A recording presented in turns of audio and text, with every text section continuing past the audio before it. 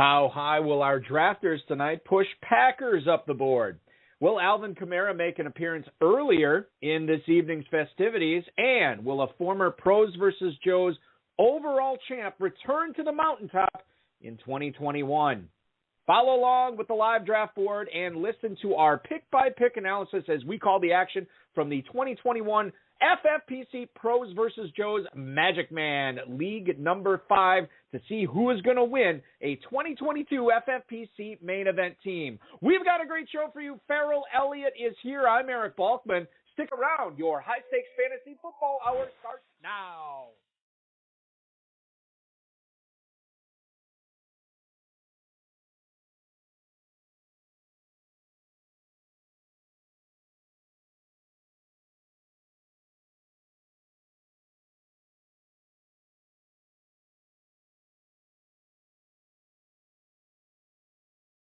Broadcast live and heard around the world, you are now listening to the most entertaining hour of radio on the planet. Welcome to the High Stakes Fantasy Football Hour, presented by MyFFPC.com, with your hosts Eric Balkman and Farrell Elliott. The High Stakes Fantasy Football Hour is your home for analysis from the best players in the world. And now, because no one else was available, here's Eric Balkman and Farrell Elliott.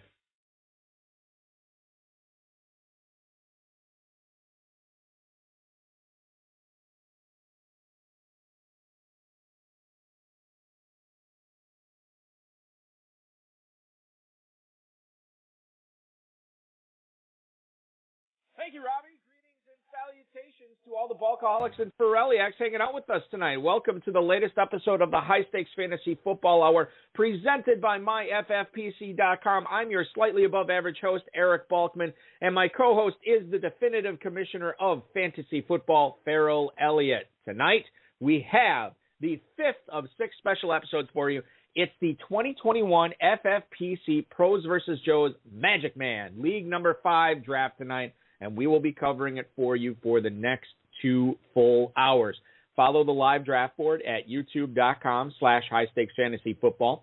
Shout out to the chat room right now. You all can post any questions you might have in there at the moment. You can always connect with us on Twitter at HSFFHour, at Eric Balkman, or at jfarrellelliott. Facebook.com/HSFFHour is where to send us a message and connect with us there. If you want to give us a call, tell us your thoughts on the draft tonight and how it's going. Who's doing well, who's maybe not doing so well, give us a ring at 347-426-3682. That's 347-GAME-OBA. You can also email the show at the inbox, highstakesfantasyfootball@gmail.com. Our producer and mutual friend Rob and my best friend and audio engineer Bryce will be peppering those questions to us throughout the show. Whenever we get a break, we will try to answer them. I want to remind you, tonight is the deadline day for the 2021 FFPC main event early draft slot announcement. If you have your registration done, your team's paid off by midnight Pacific time tonight, that's about 6 hours away, then you will get your draft slot this Sunday, August 1st. Remember, if you already have a team in the FFPC main event, you can add on more, and you'll get $400 off each additional team that you add. So make sure you square those balances away, get your registrations in within the next 6 hours, and you will have a leg up on your competition trying to win an FFPC main event grand prize of $500,000. As a reminder, everybody competing in this draft tonight is competing for one prize, and that is a free entry into the 2022 FFPC main event. Whoever comes out on top in this Pros vs. Joes draft, 6 industry pros versus 6 FFPC Joes, will win their way in to the main event next year, whether they want to draft at home or live at Planet Hollywood in Las Vegas, Nevada. Let's get to tonight's lineup here and tell you who's drafting. Jim Coventry from RotoWire is the pro in the first spot, followed by J.C. Gifford, former guest of this show. He is drafting second. Peter Overzet from Ship Chasing, picking third tonight. Jeffrey Berger and Dan Polner will be hitting cleanup from the 4 spot, the FFPC Joe tandem there. Fantasy Football Today's Doug Orth is the pro in the 5 hole, followed by Keith Douglas and Steve McMahon drafting 6th. Hussein Aksu from Fantasy Couch is going to be drafting 7th, followed by a guest you heard on these airways a couple of weeks ago, Beth Riches, picking 8th tonight. Jared Smola from Draft Sharks, you know him well, one of the most accurate rankings of anybody out there last year, according to Fantasy Pros. He is picking 9th. Bill and Don Azell are picking 10th. Longtime FFPC players and very successful ones at that. Former Pros versus Joes overall champ Jake Seeley from The Athletic. He is drafting 11th. And 2017 Football Guys Players Championship grand prize winner of $250,000, Michael Apt. He is picking 12th tonight. Bring in my co-host right now, Farrell. Doing this, this is our fifth. This is our penultimate episode or so, and I feel like with each one of these pros, with each one of these Joes, what makes this competition so great, this isn't just a draft based on ADP. This is a draft of going to get your guys, and that's what these pros and Joes have been doing. Each draft we've done so far has been a little bit different. A little bit different, but one thing that stays the same, Balky, is that wide receivers are pushed to the back of the first round, if at all. And there's a certain wide receiver that I expected to be climbing into the first round or very early in the second based on today's news. Yeah, we will see, and I think that's sort of something that we will be following as the day or as the draft goes on here, based on the Aaron Rodgers saying that he is coming back, that the Packers have reworked his contract, and it looks like it will be all hunky-dory at least for 2021. After that, it remains to be seen. But we'll see what happens to not only him, but Devontae Adams, Aaron Jones, Robert Tonyan, and some of these other Packers receivers as well. Let's get into the first round here. No surprise at the 101, Jim Coventry from RotoWire took Christian McCaffrey. J.C. Gifford off takes Travis Kelce off the board, number 2. So we finally get to see that tight end getting selected above some of the other running backs. Peter Overzet had a choice between Dalvin Cook, Alvin Kamara, Ezekiel Elliott if he's going running back. He ends up going with Cook there at the 103. Berger and Polner end up taking Alvin Kamara at the 104, and Ezekiel Elliott, who we have seen go basically second or fifth, I think, in every single draft so far in the Pros versus Joes competition. He goes fifth tonight. Darren Waller gets pushed up to the 106 to Douglas and McMahon. Couple more running backs here. Derrick Henry to Hussein Aksu, and then Austin Eckler to Beth Riches at the 8 spot. Tyreek Hill is the first receiver selected tonight. He went to Jared Smola here from Draft Sharks at the 109. And Jonathan Taylor to Bill and Don Azell here at the 110, followed by Saquon Barkley at the 11. Been a popular spot for him in the Pros versus Joes. It seemed like his ADP was changing, as the Pros versus Joes was getting underway last week, and he goes at the 11 tonight. I know Evan Silva got him, I think, on in the first draft at the 11 spot. Jake Seeley nabs him at the 11 spot tonight. Stephon Diggs to Michael Apt at the 12. So we should talk a little bit about Saquon Barkley because we do have a little bit of news. This came out roughly 3 hours ago from Jordan Renan, who covers the Giants for ESPN. Joe Judge, the head coach for the Giants, had a one-on-one interview with Jordan Renan, and there was a conversation about Saquon Barkley, and Judge used the phrase long-term approach in regards to Saquon Barkley's knee. Now, there's a chance he's ready week 1, which means there's also a chance, maybe even a greater chance, that he won't be ready week 1. We have seen him go at the back end of the first round. Farrell, is that still too early based on this news, or is that a steal there to get Saquon Barkley, a guy who was going as a top 3 or 4 selection just a month ago, now going as a fringe first-round player? We talked about it last night, and I did not like the body language and facial expressions that Barkley portrayed when asked how soon he was going to be back. It was a stark change from his conversational attitude up until that question. Now the coach saying long-term, I'm off Saquon Barkley. I'll let someone else take that risk. I don't want to have it. You look at the players in front of him, the players immediately behind him. They're very good players. They'll score comparably, if not more, especially if Barkley is not available. And even in this 17-week Pros versus Joes contest, availability for me, especially in the first round, is the best ability. It's interesting that over the last 3 days, we normally give shout-outs to Darren Armani from FantasyMojo.com, not only for throwing the Pros versus Joes competition together each and every year here, but he also is responsible for all the data that we cite on the show as far as draft analysis, ADP, so on and so forth. And over the last 3 days, in FFPC Slim Best Ball Draft. Saquon Barkley's ADP is at 111, but Farrell, he has gone as late as the 207 over the last 3 days. So in some drafts, he's already plunging into the mid-second round. Will that plunge continue? Well, like Farrell said, the body language wasn't good from Barkley.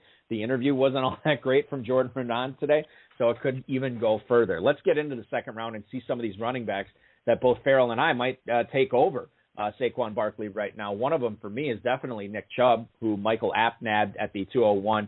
Seeley, who took Barkley, ended up getting Najee Harris in the second round. He starts off running back with the rookie from Alabama now in Pittsburgh. George Kittle is your third tight end selected. He goes to Bill and Donna Zell at the 203. Trio of running backs after that. We talked about how much these Packers would get pushed up. Aaron Jones had an ADP over the last 3 days of 208. Tonight he goes at the 204 to Jared Smola. Clyde Edwards-Helaire to Beth Riches, and then Antonio Gibson goes to Hussein Aksu to go with his Derrick Henry pick in the first round. So of the back end of the draft, picks 7 through 12, we see 3 of them start running back. Now, as we move forward, Devontae Adams, another guy who was going originally at the 205 over the last 3 days, he goes at the 207 tonight. So he slips a little bit despite the Rodgers news. He's going to McMahon and, going to Steve McMahon and Keith Douglas right there. Joe Mixon after that to Doug Orth, followed by the final running back taken in the second round. That is Jeffrey Berger and Dan Polner grabbing J.K. Dobbins to go with Alvin Kamara. So both those guys and Doug Orth go running back to start. It was all receivers after that. Calvin Ridley to Peter Overzet, DeAndre Hopkins to J.C. Gifford, and D.K. Metcalf, the final pick of the second round tonight, to Jim Coventry. One of the things, and we'll point out Ryan Poole, who's hanging out in the chat room. Ryan Poole has been a former guest of this show, played in Pros versus Joes before as well. He pointed out that the J.K. Dobbins pick at the 209 tonight was a little bit earlier than he normally goes in these formats. I'm just looking at the ADP right now. Dobbins normally on average at 306. Farrell, we talked about it last night where Bob Lung ended up getting David Montgomery in the second round, and then he took J.K. Dobbins in the third, which is still a little bit early for Dobbins. These are FFPC Joes in Berger and Polner that are taking Dobbins here, and I guess the threat of not catching passes, not a big deal to them when they already have Alvin Kamara in tow. No, and you take a look at the situation of the running backs that will come in the third round, my guess is it'll be a while before we hear another running back come off the board, and Dobbins is the bottom of that tier, and he should expect a lot of carries down around the goal line. What takes my eyes' attention in the second round, very, very big congratulations and an early start to Douglas and McMahon. These guys have what may be the top scoring tight end and what may be the top scoring wide receiver. And that's a pretty impressive way to start. And they looked at the running back situation that goes to the left of them, Mixon, Dobbins, and then a big, big list of 3 wide receivers. I think they played it right, and I think that's a great start to lock up players like Waller and Adams. You mentioned that there was a huge drop-off from running back here. 10 picks actually separated J.K. Dobbins as running back 15 to who running back 16 was here in the third round.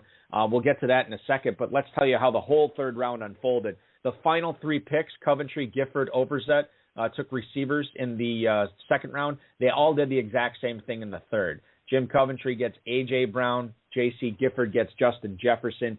C.D. Lamb to Peter Overzet here with the 303 pick. So all 3 of those teams go with receivers in both the second and third round tonight. I'm just looking at the ADP. C.D. Lamb normally goes at the 3-7. He gets pushed up about a third of a round tonight as Overzet gets his guy in C.D. Lamb to go with Ridley and Dalvin Cook. Kyle Pitts, speaking of getting your guys, Berger and Polner make him the tight end 4 tonight. After Kelsey, Waller, and Kittle are off the board. Kyle Pitts, tight end 4 at the 304 to Berger and Polner. Allen Robinson is the number 1 receiver for FF Today's Doug Orth, followed by Keenan Allen to Douglas and McMahon. So after Farrell was giving him praise for potentially having the number one tight end and the number one receiver. They get another target monster in Keenan Allen here in the third. T.J. Hawkinson off the board. That's about a half round, as you know, earlier than where he normally goes in this format. So Hawkinson to Hussein Aksu as his number one tight end to go with Henry and Antonio Gibson. The only team to start off with 3 straight running backs is indeed Beth Riches, and she gets DeAndre Swift here after nabbing Eckler and Clyde Edwards-Helaire in the second round. She gets DeAndre Swift here in the third. That is what I was referring to, 10 picks between the Dobbins pick in the second round and the Swift pick in the third round that were all non-running backs. So if Beth Riches had her eyes on a running back and didn't think Swift was going to make it to her, she was wrong, and probably pleasantly wrong, as she gets Swift at the 308. Terry McLaurin to Jared Smola, the pick after that. David Montgomery, a second-rounder last night. He is a third-rounder tonight, 310 to the Azell brothers. Chris Godwin will be the number one receiver for Jake Seeley from The Athletic, and then Chris Carson ends the third round here as the former Football Guys overall champ, Michael Apt, takes Chris Carson there at the 312. Yeah, I guess there's a Cowboys receiver, Farrell, that's still on the board here, and he'll probably go in this round, I would guess. But this will probably be the biggest separation I have seen between the first Cowboys receiver drafted and the second Cowboys receiver drafted. What do you make of CeeDee Lamb at the 303 to Peter Overzet? I know I like him quite a bit this year. Are you also on the Lamb train? No, that's exactly where I would have taken him, and I like him better, substantially better than the wide receivers that came behind him, because there is an elegance of play in this player that rings back to players such as Lynn Swann. There is a type of catching zone that this player has that as long as you don't throw it in the stands, he's going to bring the ball in. And he did so well with that Duke's mixture of quarterbacks that he had last year. If you look at the game logs for early in the season, he was just beginning to heat it up with Prescott. I think that's going to be an amazing situation. It'll be cool to see what Peter does at quarterback. Beth, in the number 8 position, I was a little surprised to see her go running back DeAndre Swift. Not because I wouldn't take Swift, not because I feel that Swift doesn't bring something to a team, but my goodness, her first 2 running backs, Eckler and Edwards-Helaire, they are so prolific, so explosive, can do great things with the ball in the passing game. I think she had such power at quarterback, then was the time to balance it a bit. So I was a little surprised to see with Terry McLaurin on the board that she went Swift there. Yeah, that is interesting because you had 11 receivers off the board, but I think Beth might be taking the approach of like, look, I'm going to be dominant somewhere, and I'll figure out the rest later. But dominance at one position sometimes can springboard you all the way to the top, and you can't play for second in a format like this. You have to be able to have a team that can win it all because you won't get anything if you come up just short. We will see as this draft unfolds how she fills in the cracks. She already filled one position here in the 4th round, which we'll get to in a second. We'll see what she does at tight end and receiver here going forward, but we could see a lot of purple and a lot of yellow in her column going forward, given the fact that she has really taken care of the running back situation and getting a lot of volume in the backfield, no question there. Farrell, Russell Wilson was a subject of potential trade talks and that he might have not been happy in Seattle, and I think fantasy managers were not necessarily happy with the approach for Seattle, when you have prolific receivers like DK Metcalf and Tyler Lockett and an elite quarterback in the NFL like Russell Wilson. I think people wanted to see him cook, as the kids say, and they didn't. They focused on the running game a lot there. And they re-signed Chris Carson this offseason, not to a ton of money, but they re-signed him. He should be the lead back there. Do you foresee, given what we saw with Wilson this offseason, more of the same in 2020, where it's run for the first 3 quarters, and then you let Russell Wilson explode in the 4th? or are we going to see more of a balanced attack with Russell Wilson, DK Metcalf, and Tyler Lockett all stepping forward and having big fantasy seasons? That's the latter is what we're going to have, Bucky, and you're going to have to put the tight end there, Gerald Everett, and talk about how he's going to contribute to this club. He has an opportunity to join some of the elite tight ends and receptions in this league. The new offensive coordinator that we talked about on the show will get this offense to be more of a 60-40 passing offense, and especially when it counts, high-quality passes to receivers that can catch the ball. Lockett, perfect for this format. He doesn't have consistency across games. You wonder how he puts together those 100 catches that he did last year, but when he is on, he is on. This team is going to be a weapon, and I also look for the rookie Eskridge to make his way into some of these drafts. There's a prolific player that no one has taken yet, and we're looking at the end of the draft of some of those wide receivers. But you've got it right, Bucky. And Carson, it's the old aspect of his health being a concern. But at this point, and I would like to see how this team builds out, but at this point, that's a credible draft pick. There's some other running backs that I would have preferred, but that is a credible draft pick. Chris Carson also has the notoriety of separating, being the only pick separating real-life teammates, Chris Godwin and Mike Evans. As Godwin goes at the 311, Michael Apt, after taking Chris Carson, goes with Mike Evans as his number 2 receiver, the 14th one off the board tonight. This is probably the earliest we've seen Darrell Henderson go. 4:02 tonight to Jake Seeley from The Athletic. That is his third running back. He takes Darrell Henderson, the presumed starter for the Los Angeles Rams. Miles Sanders off the board to the Azell brothers. They also now have 3 running backs on their squad drafting next to Seeley. Seeley has the receiver. Azells have Kittle, the tight end there. Miles Sanders is their pick here at the 403. The guy I really like, and we'll talk a little bit about him in a second, that's Robert Woods at the 404. Jared Smola's third receiver drafted. Beth Riches takes Patrick Mahomes as her number 1 quarterback and the number 1 quarterback off the board this evening. Amari Cooper, the Cowboys receiver I was referring to earlier when we were talking about CeeDee Lamb and talking about how much Farrell and I really like him this season. Cooper goes off the board at the 306. The aforementioned Tyler Lockett, now a member of Douglas and McMahon's team here at the 407. He's their number 3 receiver. The first tight end drafted by Doug Orth from FF Today, that is Mark Andrews, and he is the 6th tight end selected tonight, the only tight end to go in round 4. Josh Jacobs, running back 21, and the number 3 running back for Jeffrey Berger and Dan Polner in the 4 hole.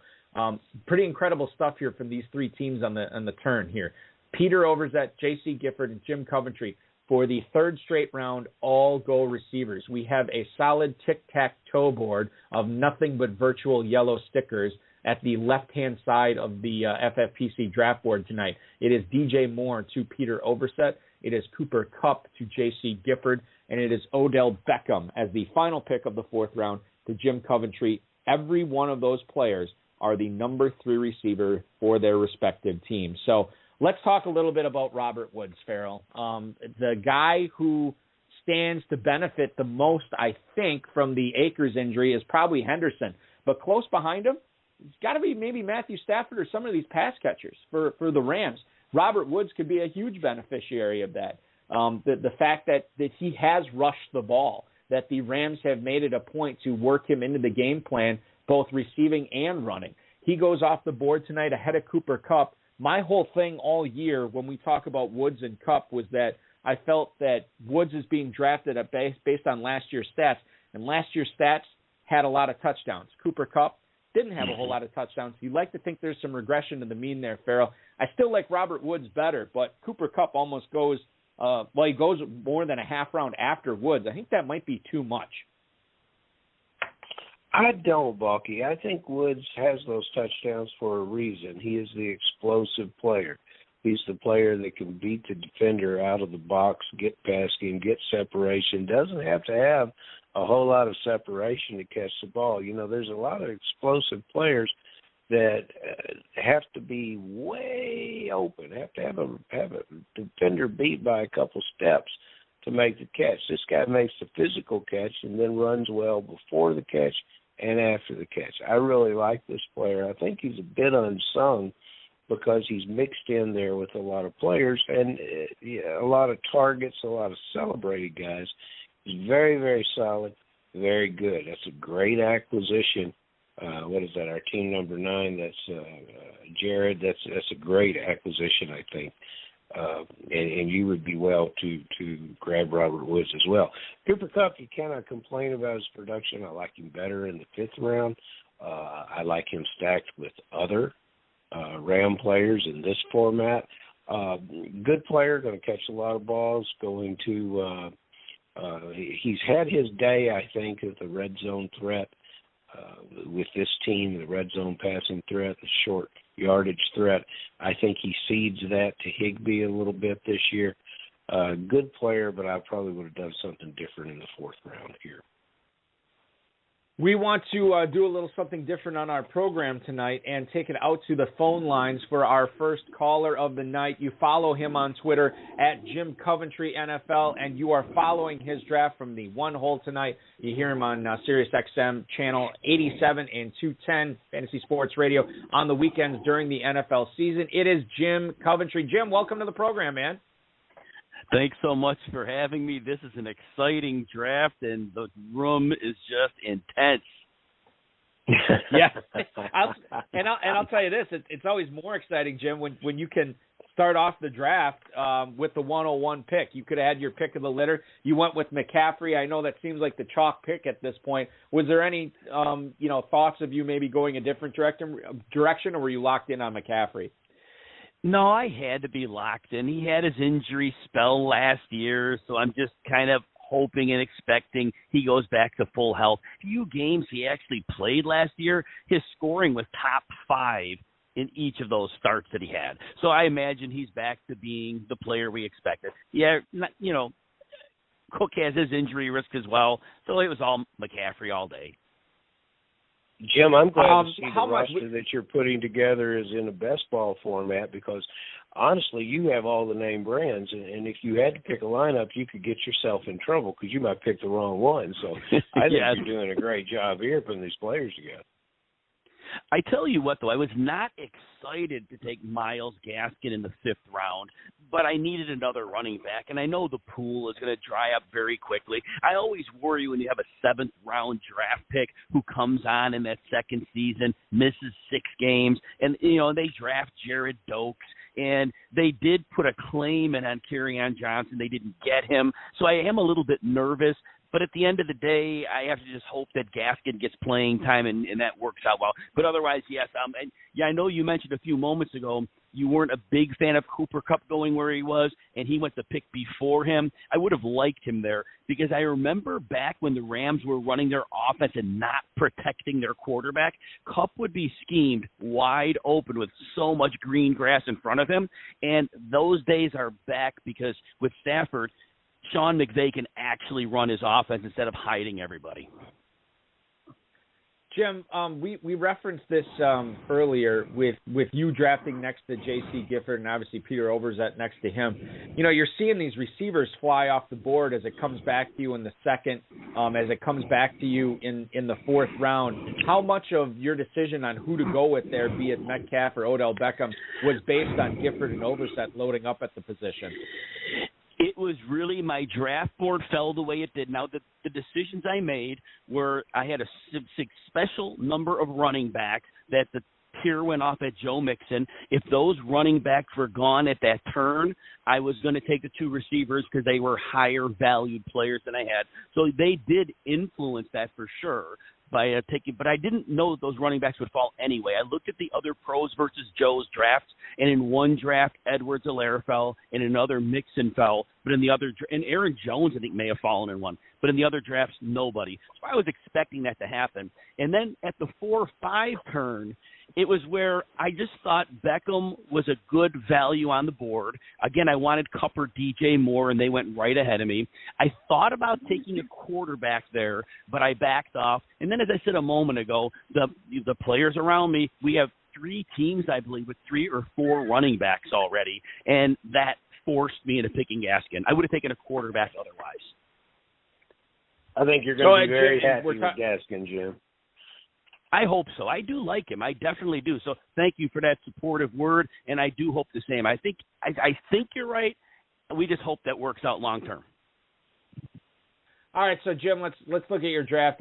We mentioned already McCaffrey, Metcalf, A.J. Brown, Odell Beckham, and then you guys have been talking about the Myles Gaskin pick here. You're looking at 2 running backs, 3 receivers. I think you're in the hole right now. You're about to be on deck. Are you looking at any specific players here, or are you trying to take care of a position? We see 6 tight ends off the board. We see 3 quarterbacks off the board.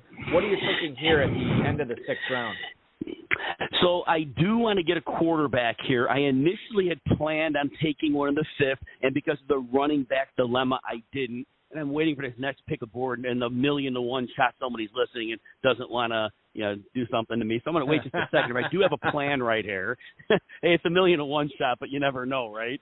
Right, yeah, exactly. So I definitely have a plan here, and it's one that I am expecting good things from. It's that second position now where I've got to determine whether I want to go running back or if I want to go tight end, because the tight ends are starting to come off the board, and the value of both, there's going to be a pretty big drop-off here.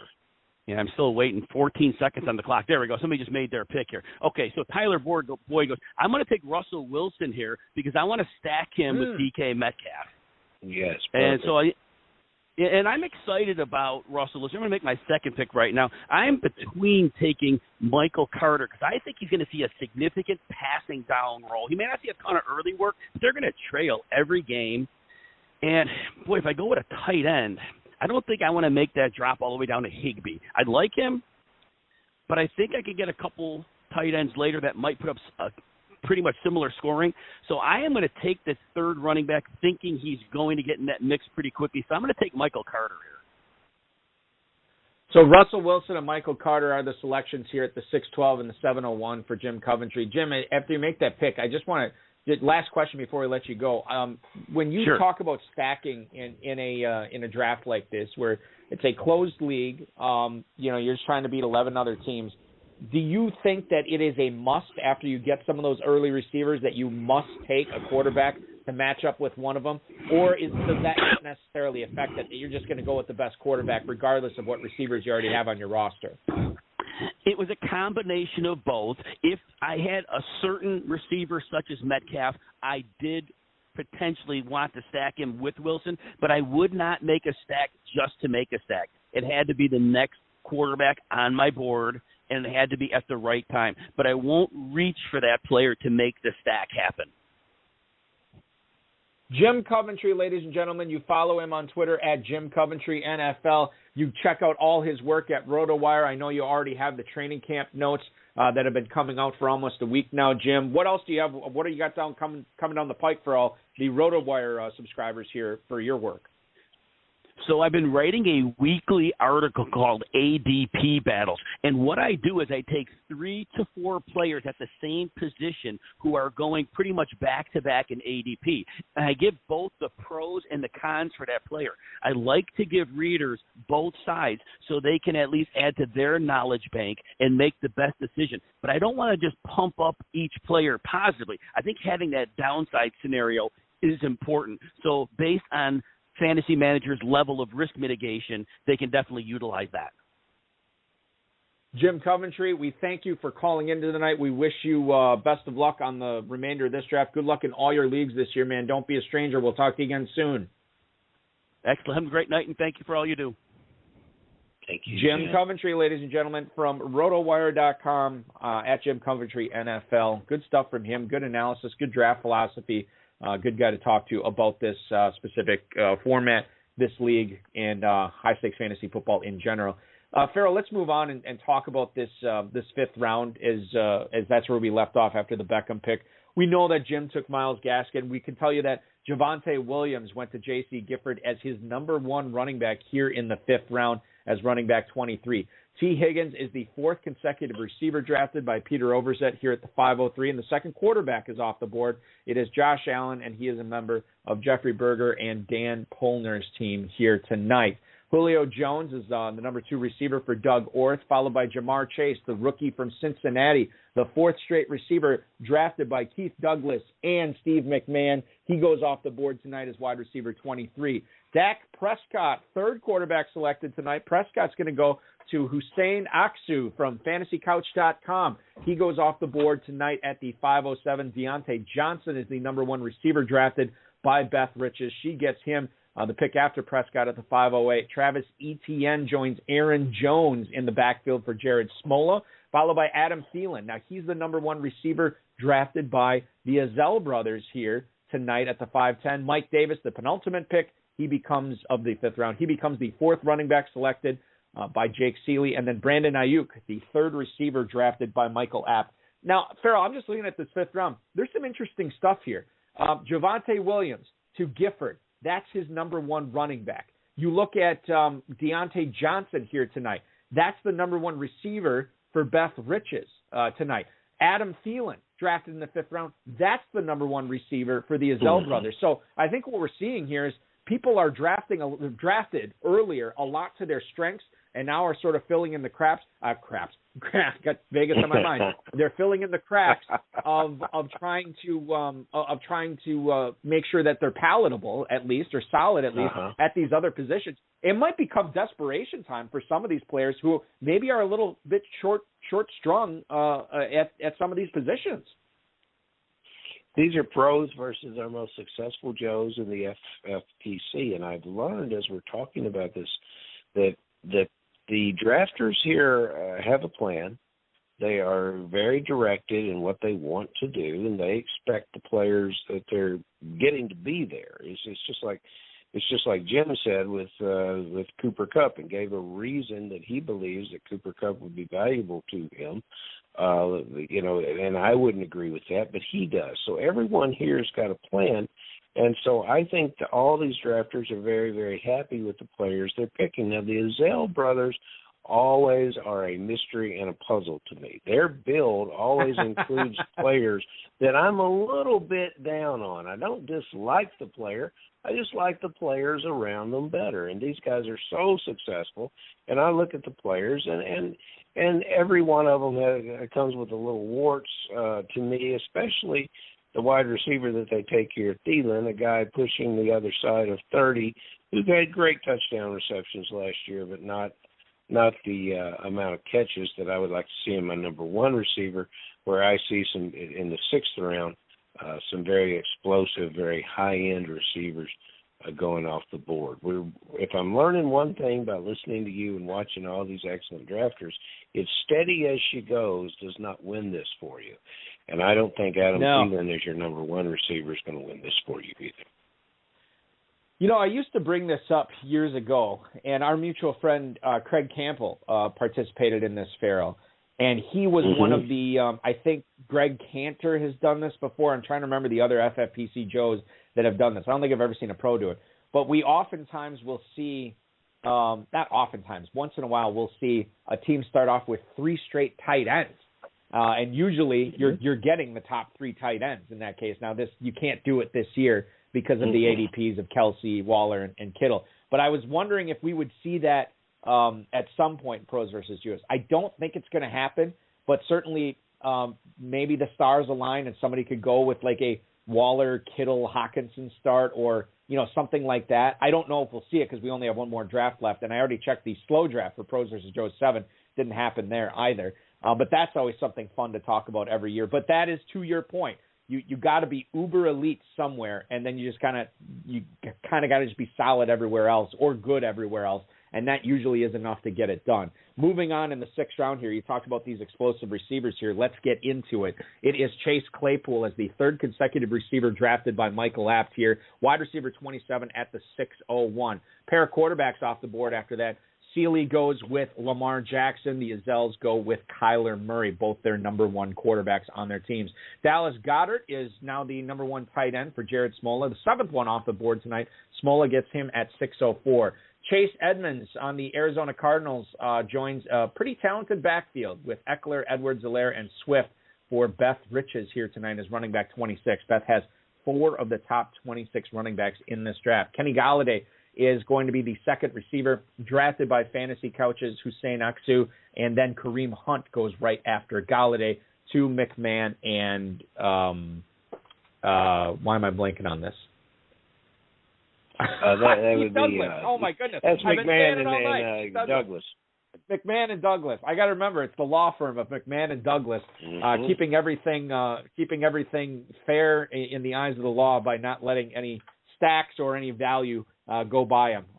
Do McMahon and Douglas here tonight. Balky, they get Kareem Hunt as their number one running back. You're on the Tonight Show circa 1973, and you've got Kirk Douglas and Ed McMahon sitting there next to Johnny. There you go. Yeah. Spartacus and the Booze Hound. I get it. So I can keep it straight. All right, Trey Sermon right after that, after Kareem Hunt. Trey Sermon, the rookie running back to San Francisco, goes to FF Today's Doug Orth. Jerry Jeudy is the number one receiver drafted by Jeffrey Berger and Dan Polner. Then you have Noah Fant, the number one tight end drafted by Peter Overzet. Only has one running back on his team so far, but four really good receivers, and Dalvin Cook will make that easier to swallow. Tyler Boyd, the number 4 receiver drafted by J.C. Gifford, and then you heard Jim Coventry draft Russell Wilson right here on these airwaves. So you look in the 6th round, Farrell, your boy Chase Claypool. Boy, Michael App's receiving core looks pretty awesome when Claypool is his number 4.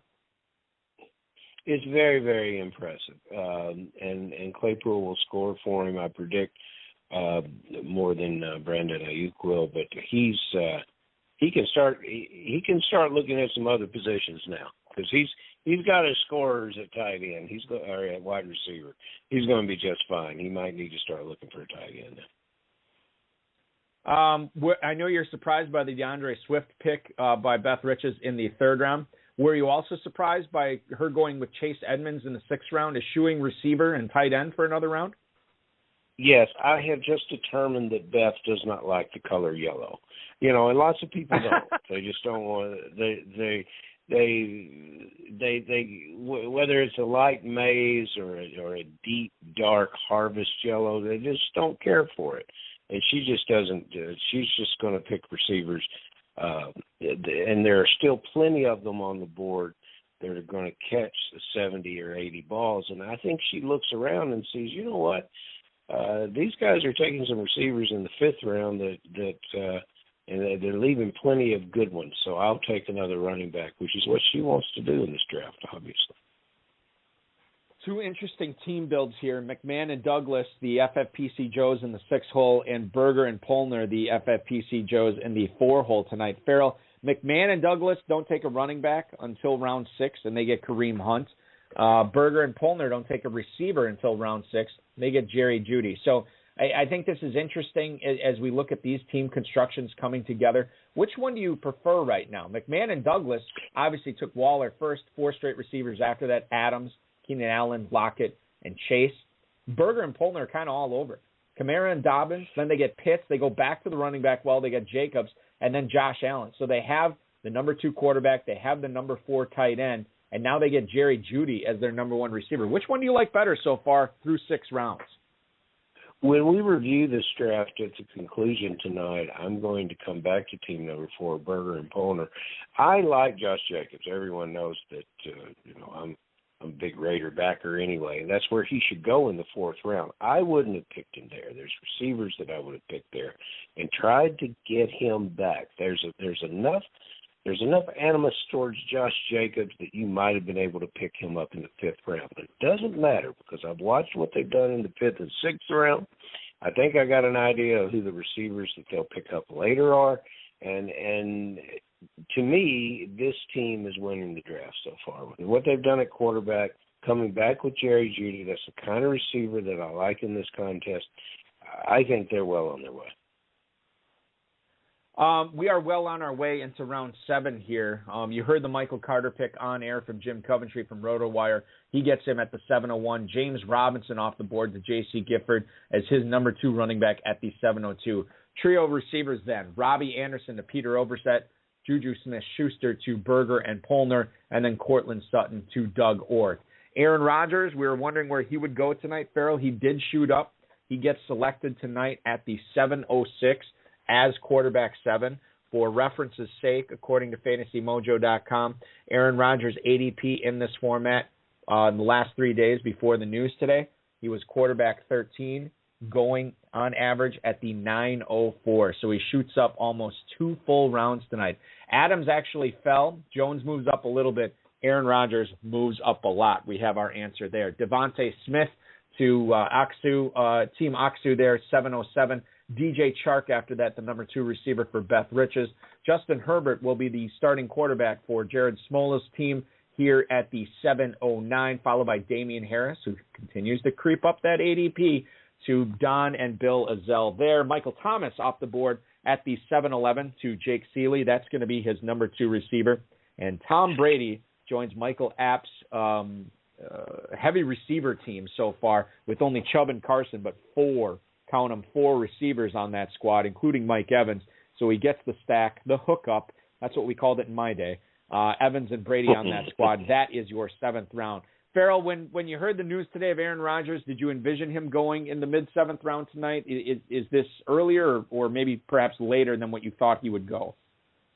The stack with Devontae Adams made this a winning move. So, yeah, I'm very pleased with that, and I would want to have, based on the other quarterbacks off the board, this is exactly where I would pick him. So, yes, it's a very good play. It's interesting to me as we look at these receivers. Here's some of the receivers I was speaking of.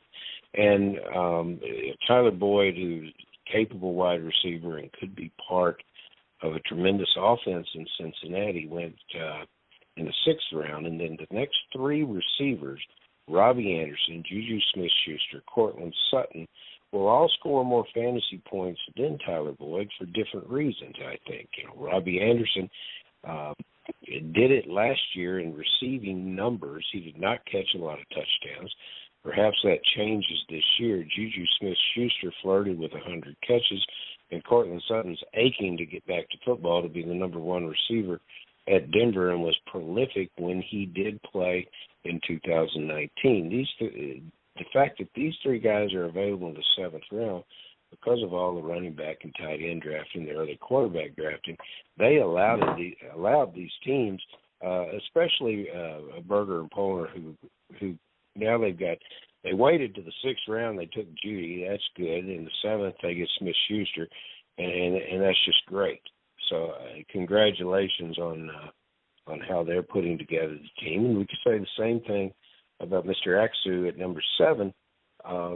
He waited on Amari Cooper. You called it. Cooper's getting a slow start in camp, but I think he'll be there. And then in the middle of the 6th round, he gets the number 1 receiver from the New York Giants and finishes up with Devontae Smith, who's a bit of a wild card, but it'll be interesting to see if Philadelphia can put it together, what they do with the 165-pound receiver. And in this format, that's where I would want Devontae Smith. See, Farrell, that's the exact player I wanted to ask you about in this draft for selfish reasons, because in a lot of my drafts, I feel like I'm faced with Devontae Smith as my number 3 or number 4 receiver, and I never know how to handle him. But he's the Heisman Trophy winner. He was so electric last year. Looked awesome. First receiver to win the Heisman Trophy in however many years it was. He put together an insane season. But at the same time, like you said, 165 pounds. He goes to Philadelphia. I'm not sure what to make of him, and I feel like I just need to draft him in a couple of spots just in case he has a massive season. What are the chances he does outperform tonight's draft slot? Wide receiver 34 at 707. I think he does. He's the kind of player that no matter what happens in Philadelphia around him, they are going to force the fact that he contributes to this offense. We talked about the wide receivers that played for the Eagles last year, and it was a complete dearth of talent. Smith now comes in, and you can give an example. He's the polar opposite of Henry Ruggs. Ruggs got off to a slow start, had a pedestrian year in his rookie year. Smith, they will feed him the ball. They will put him in packages. They'll do everything they can in target share touches to make him work, to make it look like this is succeeding. And you know what the problem is at Philadelphia right now is the quarterback has to own that team. And when you go to camp, everything has to be directed through the quarterback and to these new weapons that he has. And, we're sitting around dealing with Deshaun Watson trade offers and confusion. And, the players, when they come to camp, especially a young team like the Eagles, they're young at quarterback, Rager's young, Smith's young. There needs to be a little bit more focus.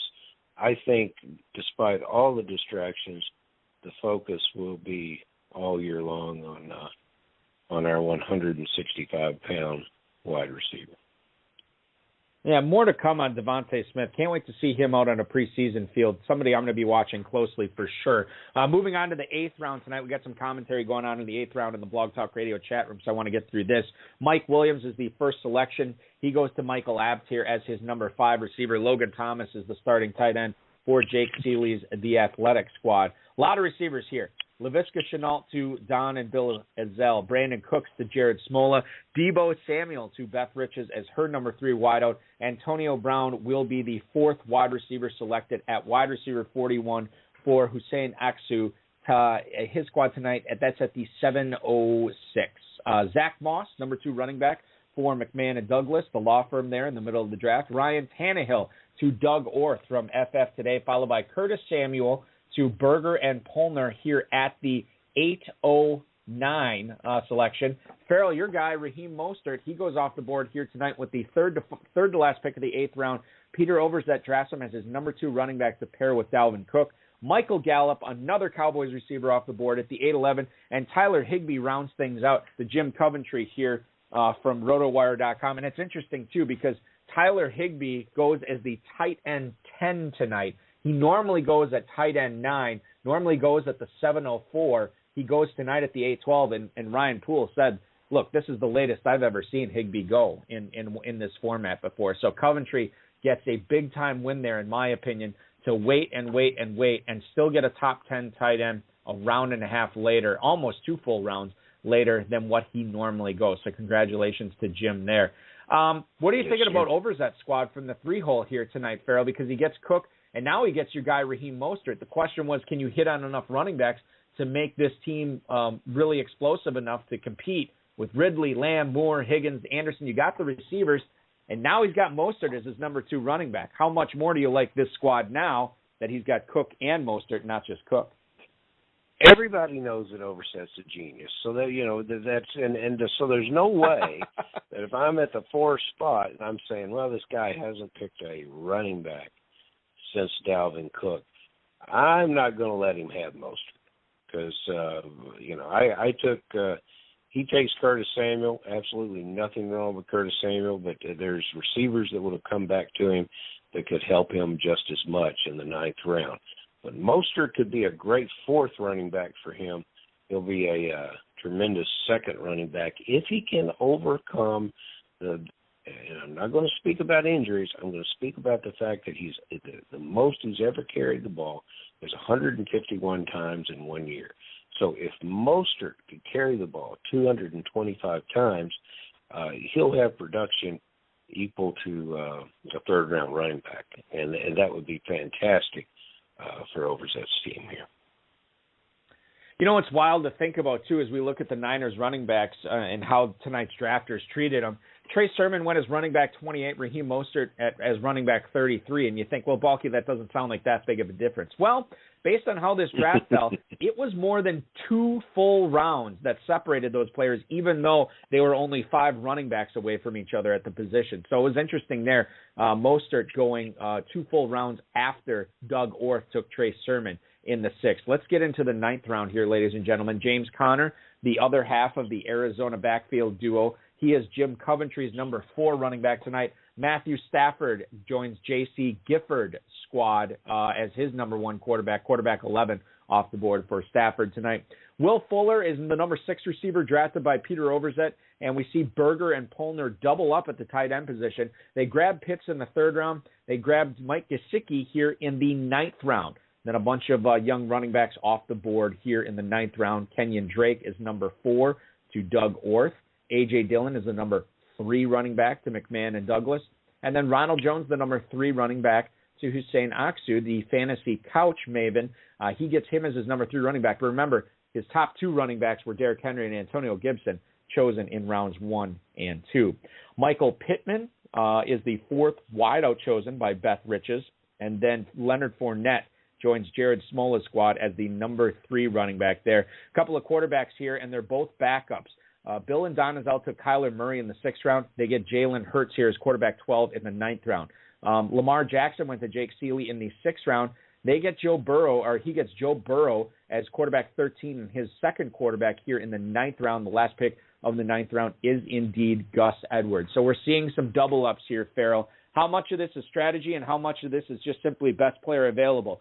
Berger and Polner double up on tight end in the 9th, and then you're seeing the Azels and Seeley both getting their backup quarterbacks here in the 9th round. I don't know if these 3 teams are trying to start runs by getting some value right now, but I'm just kind of curious as to get inside their mind. Do you think that this is best player available, or is there something else at play here? There's a lot of this going on. I'd like to see. Sometimes you got to get out of your own head and see what the competition around you is doing. Keep your eye on this board.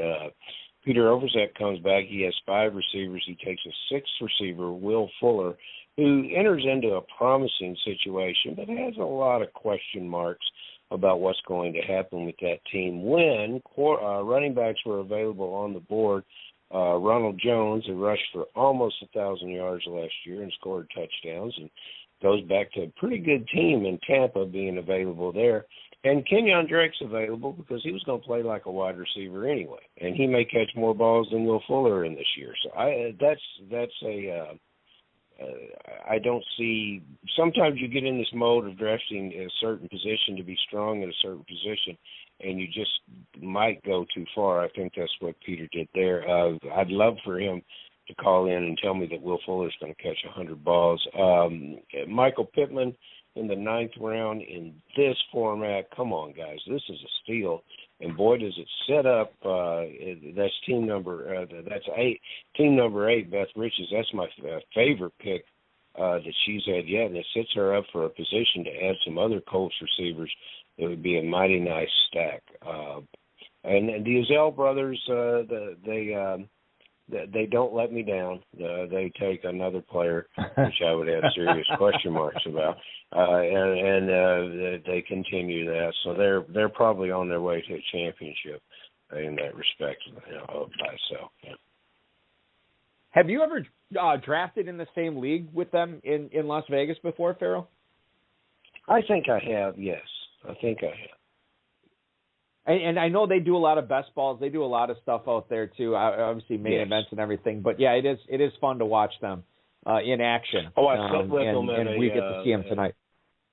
I sat with them at a viewing party once, and they really know their football, and they're passionate about it. And I like those guys. I think they're really good at what they do. I just and I continue. I mean, we're 10 or 11 rounds in, and I can't find a guy that I particularly like. To borrow a line from local Wisconsin legend Charlie Behrens, host of the Manitowoc Minute, we will keep her moving here and get into the 10th round as it's so funny, Farrell, is I was sitting in on the morning show for the radio station I work for here, and Charlie Behrens was out in Los Angeles at the time. So we're calling him at, like 4:15 in the morning local time. And I said to him, like, hey, thanks for doing the show, whatever. And he's totally talking normally. Like, he's L.A., he's West Coast Charlie Behrens, right?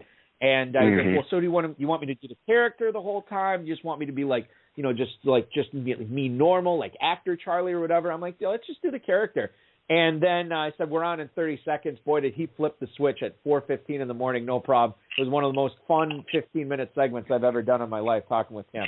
In any event, let's move on and talk about the 10th round here. Melvin Gordon, the first running back off the board here. The 10-01 to Michael Apps, and then you have Darnell Mooney and Mecole Hardman to Seeley and the Azell brothers after that.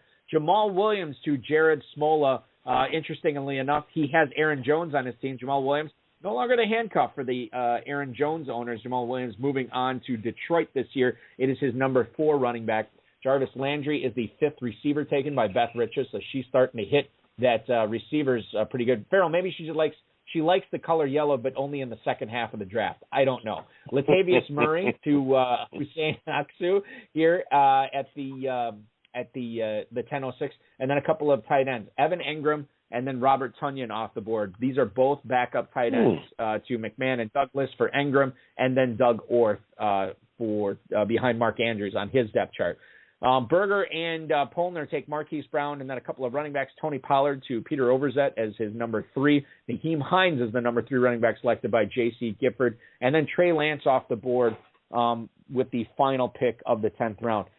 I know, Farrell, that we've let you go off on Trey Lance on occasion on this program. I guess I don't dislike him this year as much as you do, but why?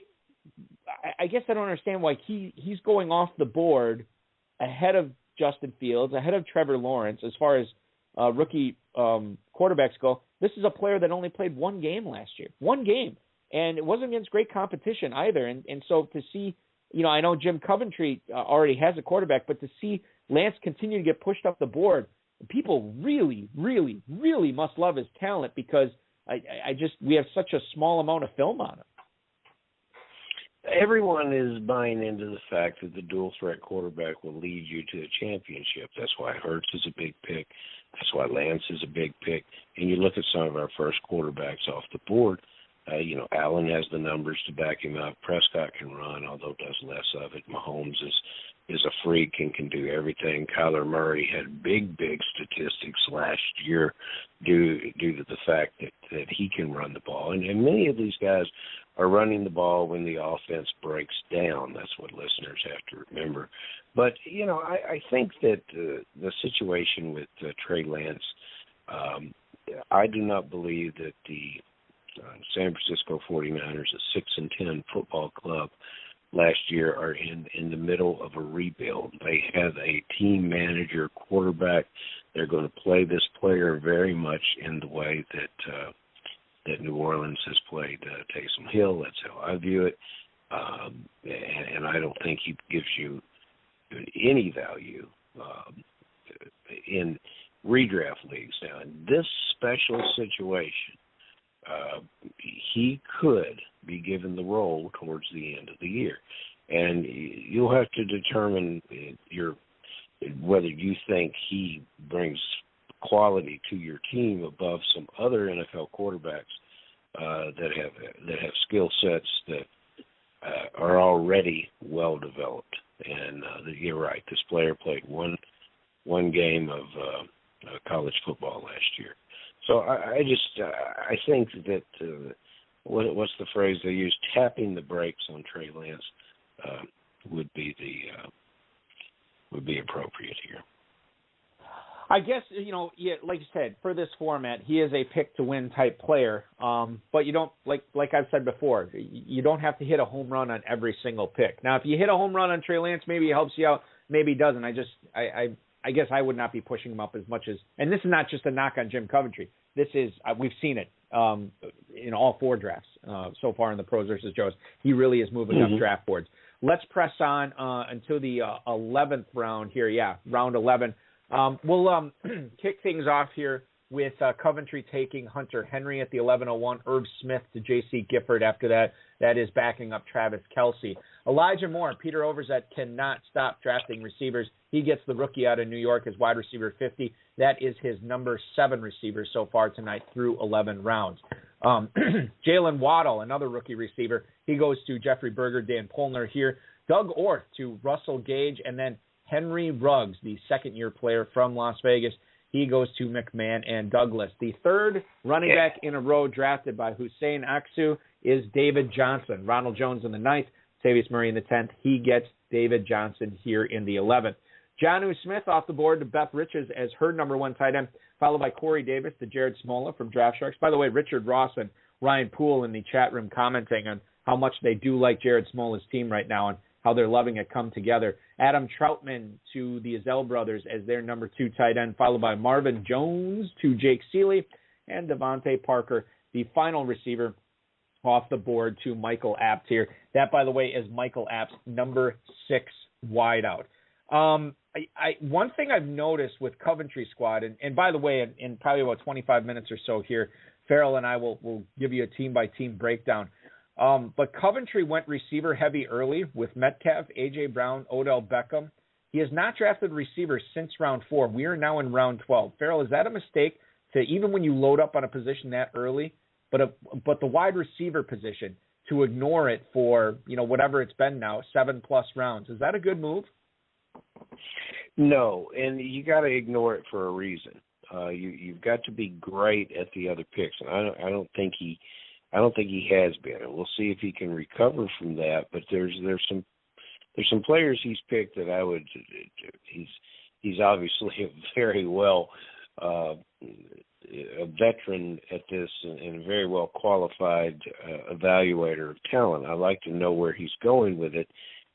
Because I don't see what he is seeing. But when you skip a position, you've got to be great, you've got to be tactical, and you've got to, as it comes together, you got to look at it and say, oh, that makes sense. I know what he's doing there. And so I'm not seeing that with what's going on. One of the more popular places that we have seen fantasy value go to is Jacksonville. Laviska Shenault is being talked up. DJ Chark's already performed there, previously. You have Trevor Lawrence and Travis Etienne, the Clemson Tiger duo, joining the Jacksonville Jaguars this year. One of the players that we have not talked about a whole lot, especially on this show, is a player that signed in free agency with the Jaguars this offseason, Farrell. And Jake Seeley drafts him as his number 4 receiver tonight, as wide receiver 55. What do you make of the former Lion turned Jaguar, sticking in the Cat family, Marvin Jones, as he signs the deal there? Do you think that this is a player that Trevor Lawrence is going to be targeting, or is he simply more of a sort of a 9-route guy, maybe a security blanket on third down every now and then? Jake's just a genius picking up Marvin Jones, and Marvin Jones has not moved out of that 11th, 12th round spot, and it's too difficult to assume that Laviska Shenault in this offense will even catch more passes than Marvin Jones. Marvin Jones has caught 9 touchdowns each of the last 2 years. That's why I like Trevor Lawrence. I like him better than Trey Lance. Look at all those receivers he's got down there.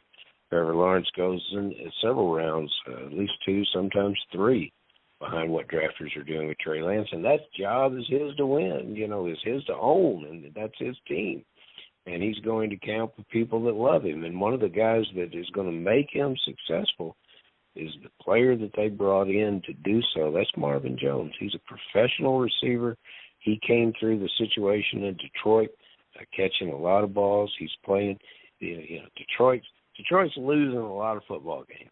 And if you watch Marvin Jones over the middle of the field and what he's doing and how he's throwing his body into lots of situations to put it in havoc to make catches, he's going to do the same thing for this young receiver in Jacksonville. So I'm all for Marvin Jones, and I think that's a great pick. Moving on to another player that you are all for and you also believe is a great pick, it's Gerald Everett to Michael App to lead things off here in the 12th round. T.Y. Hilton off the board after that, the number 5 receiver to Jake Seeley. Rashad Bateman, the rookie out of Minnesota, now in Baltimore. He is the 4th receiver drafted by the Azell brothers. Then you have Justin Fields, another rookie quarterback going off the board, the 2nd rookie quarterback going off the board tonight. He's going to be backing up Justin Herbert for Jared Smola's squad. These 2 second-year receiver from the Philadelphia Eagles, Jalen Reagor to Beth Riches after that. She has now used 5 of her last 6 picks and 6 of her last 8 picks on receivers. Well, we talked about her hitting that position hard. She is indeed doing that now. Gronk backing up Hawkinson for Hussein Aksu from FantasyCouch.com. Philip Lindsay, the presumed starter by Farrell Elliott in Houston this year. Not necessarily starter, but the back that you want to own. He is the number 4 running back drafted by McMahon and Douglas. Rondale Moore, the rookie in Arizona, to Doug Orth right after that at the 12:08. Devin Singletary in Buffalo is going to be the 4th running back selected by Jeffrey Berger and Dan Polner. Trevor Lawrence, you mentioned him just now, Farrell. He goes to Peter Overzet as his starting quarterback. Overzet does not take a quarterback until the 12th round and still gets quarterback 16 the rookie number 1 overall pick, Trevor Lawrence. Alexander Madison to J.C. Gifford after that, followed by Gabriel Davis, another Buffalo player here, this time a receiver.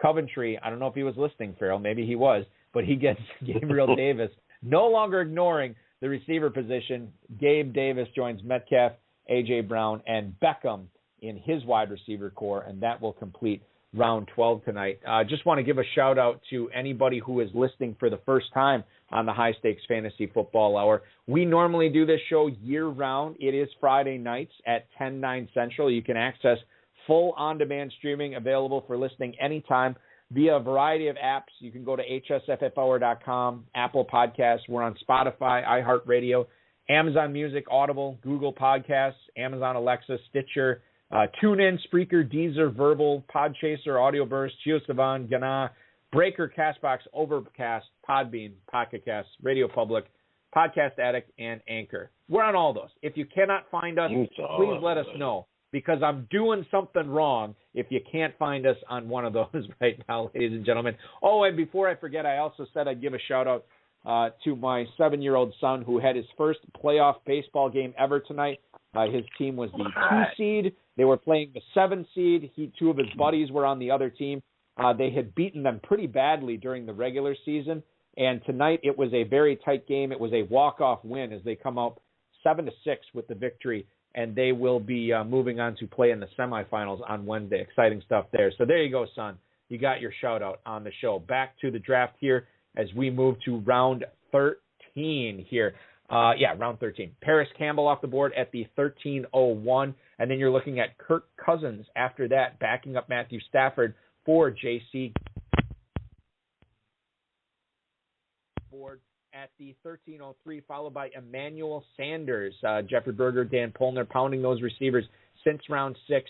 They now have 6 receivers drafted in the last 8 rounds. Giovanni Bernard, the new Buccaneer, goes to Doug Orth here in the 13th, and then a trio of tight ends. Jared Cook as the backup to McMahon and Douglas's Darren Waller and Evan Engram.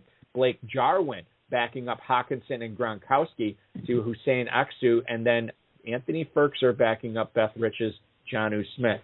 Traquan Smith, the presumed number 1 receiver for New Orleans. We are not seeing a bounce for him right now, despite the Michael Thomas injury. He goes tonight at wide receiver 13.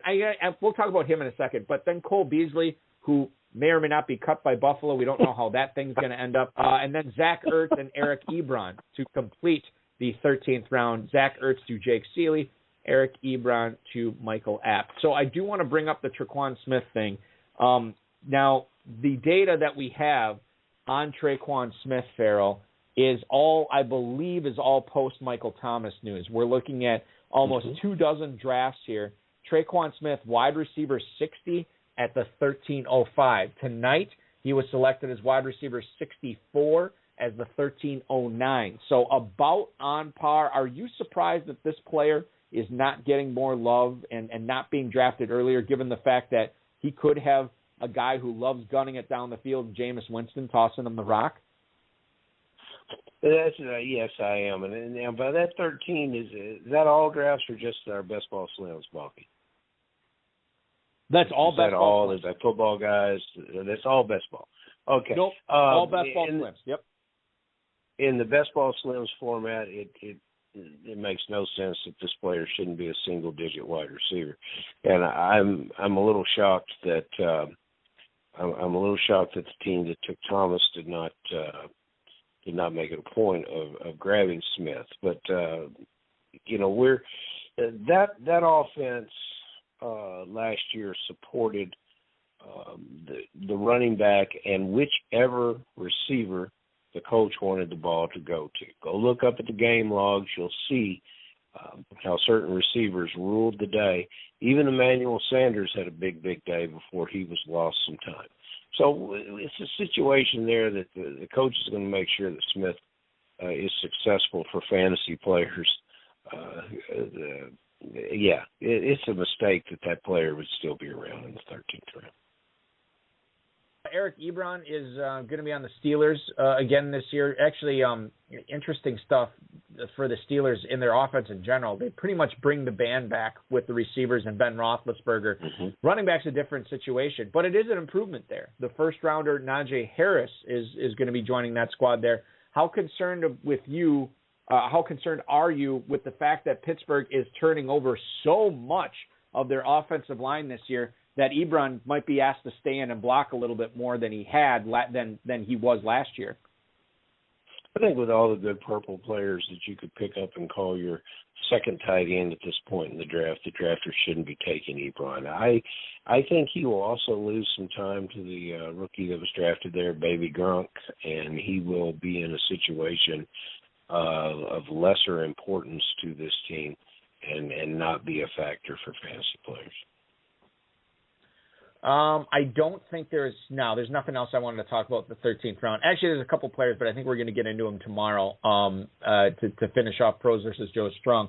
So let's get through the 14th round here right now. James White to Michael Apt, followed by John Brown to Jake Seeley, and then the rookie Terrace Marshall goes to the Azell brothers here. The Azell brothers now are owners of 6 wide receivers on their team. They get the rookie there as wide receiver 67. Jared Smola has a backup tight end to Dallas Goedert. It is the 26th tight end chosen tonight, and his name is Austin Hooper. Matt Ryan is the number 2 quarterback drafted by Beth Riches, and Chuba Hubbard goes off the board to Hussein Aksu's squad here as his number 6 running back. Hussein the Brain takes Chuba Hubbard, the rookie out of Oklahoma State, as running back 51 there. J.D. McKissick right after that to McMahon and Douglas. Bunch of quarterbacks here. Carson Wentz to Doug Orth. Ryan Fitzpatrick to Jeffrey Berger and Dan Polner. And then Tua Tagovailoa to Peter Overzet there. Darrington Evans to J.C. Gifford, followed by Brian Edwards to complete round 14. Jim Coventry, ever since we called him out, Farrell, not taking enough receivers, he has done nothing but take receivers here in the 12th, 13th, and 14th. Jim, we love you, and thank you for listening. The players I want to talk about, or the specific player I want to talk about here in the 14th round, is Tua Tagovailoa and, I guess before him, Trevor Lawrence for Peter Overzet's squad. Now, he only took one running back in the first 7 rounds. He didn't take a quarterback till round 12. What do you make of these players? I know you touched on Lawrence a little bit earlier, but Lawrence and Tua Tagovailoa for Overzet's squad specifically to get guys like that in the 12th and 14th after ignoring the position for so long. You know, I would be interested to speak to Peter and see if he would have preferred Carson Wentz or Matt Ryan in this situation. But Tua is a better quarterback than he gets respect for. I think he brings a lot of skills to this team, and this team is improving. Plus, they've got a very, very strong defense. So Tua is going to be in situations where he'll need to win some games for the Miami Dolphins this year, and the Dolphins have going up against an improved Jets defense, a New England defense, which will look much different than it did last year. So it's not I think Lawrence will score often, be the quarterback that scores often for Peter here, and this club could probably use another quarterback, although how many have we burned so far through, Balky? Through 14 rounds, there has been 21 quarterbacks selected, Farrell.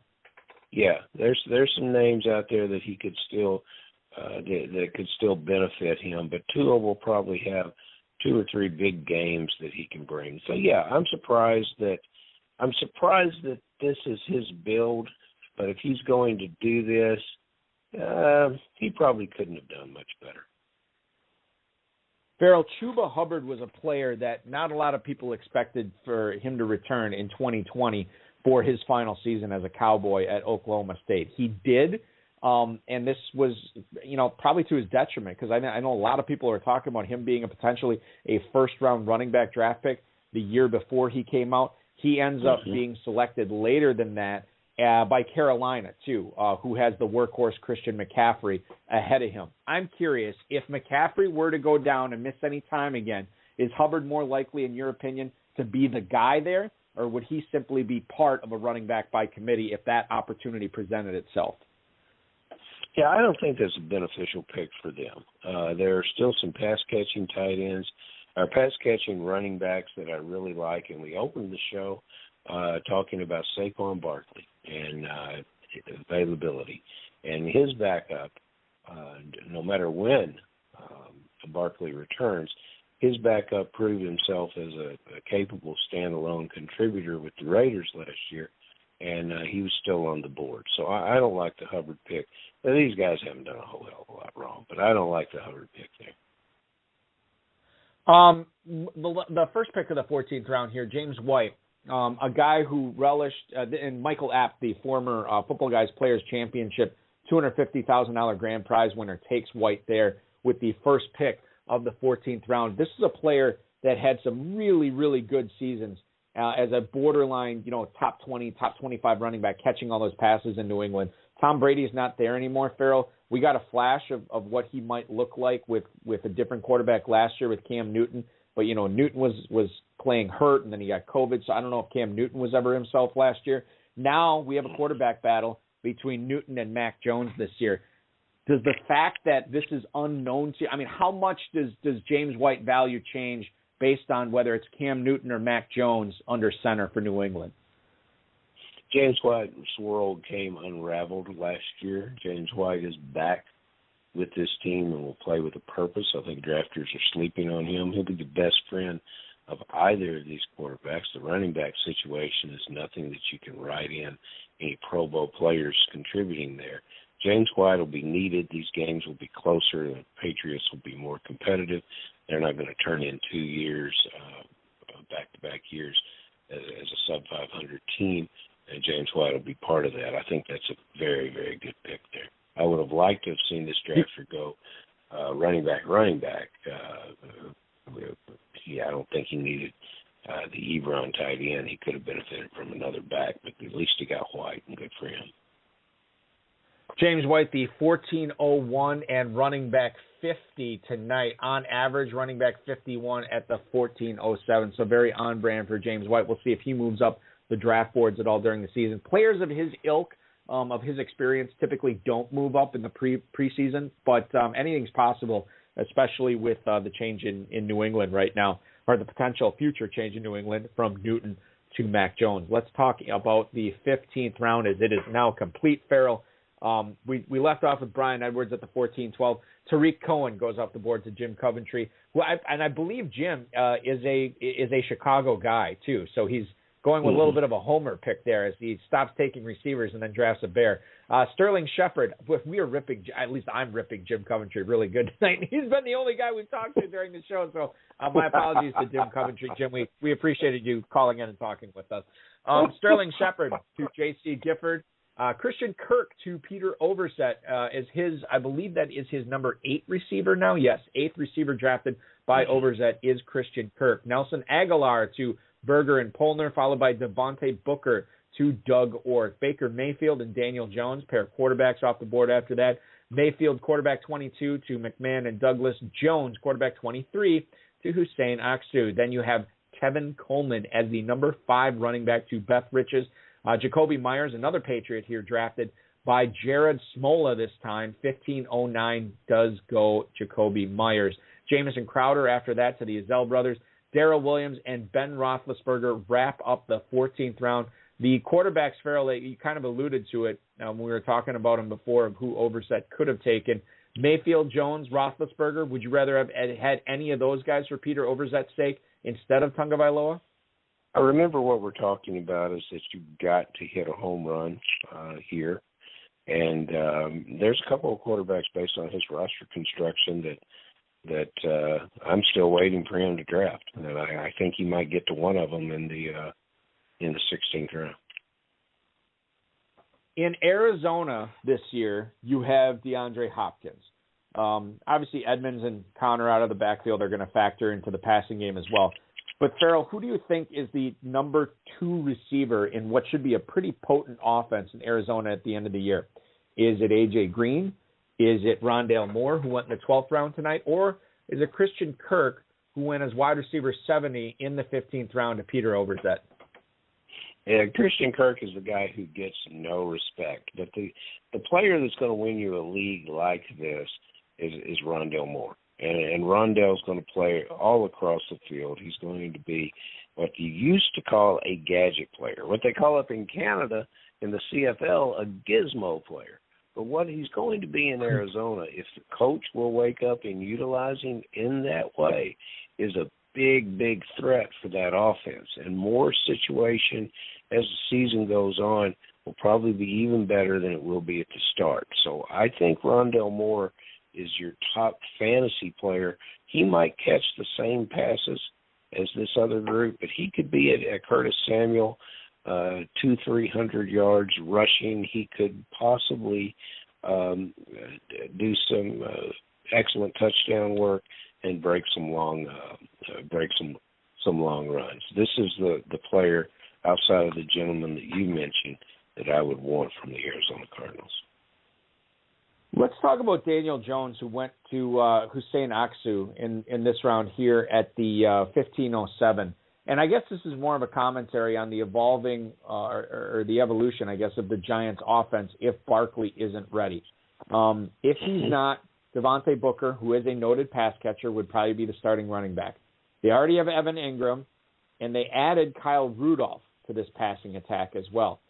They already had Sterling Shepard. They already had Darius Slayton.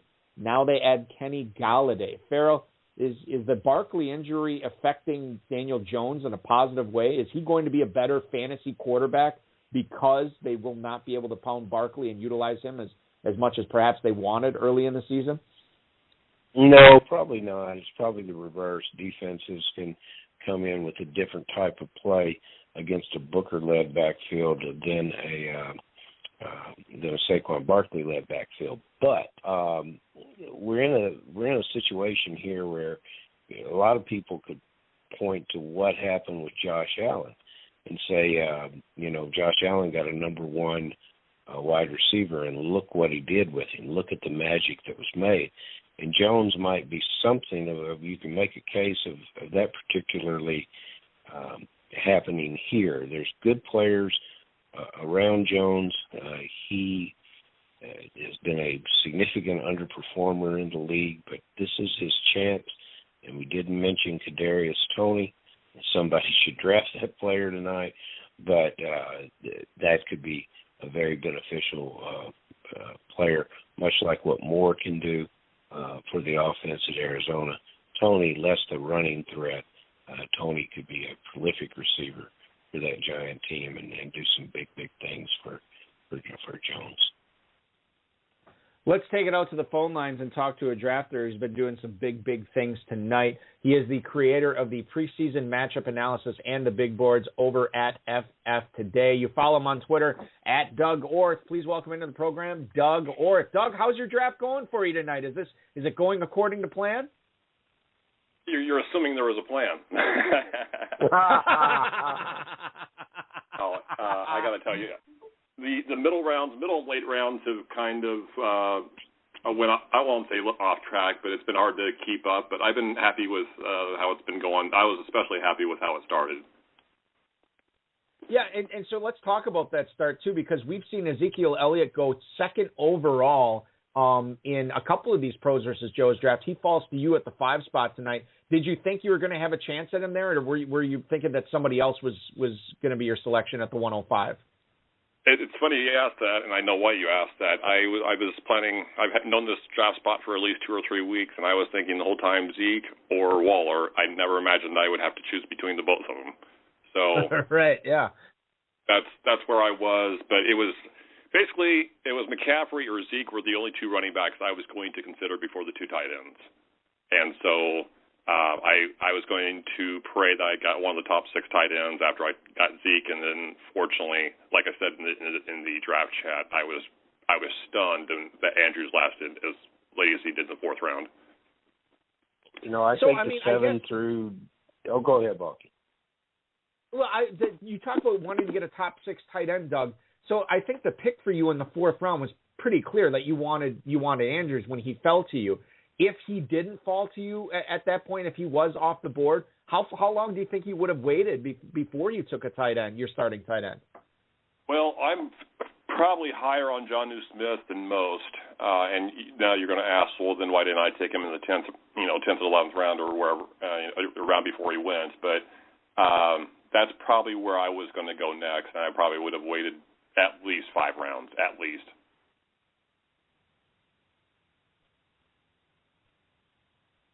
And okay, so Jonnu Smith in the 11th round tonight. You take Robert Tonyan in the 10th. Were you surprised that he was still there, Doug, given the fact that, we got this positive Aaron Rodgers news in Green Bay today?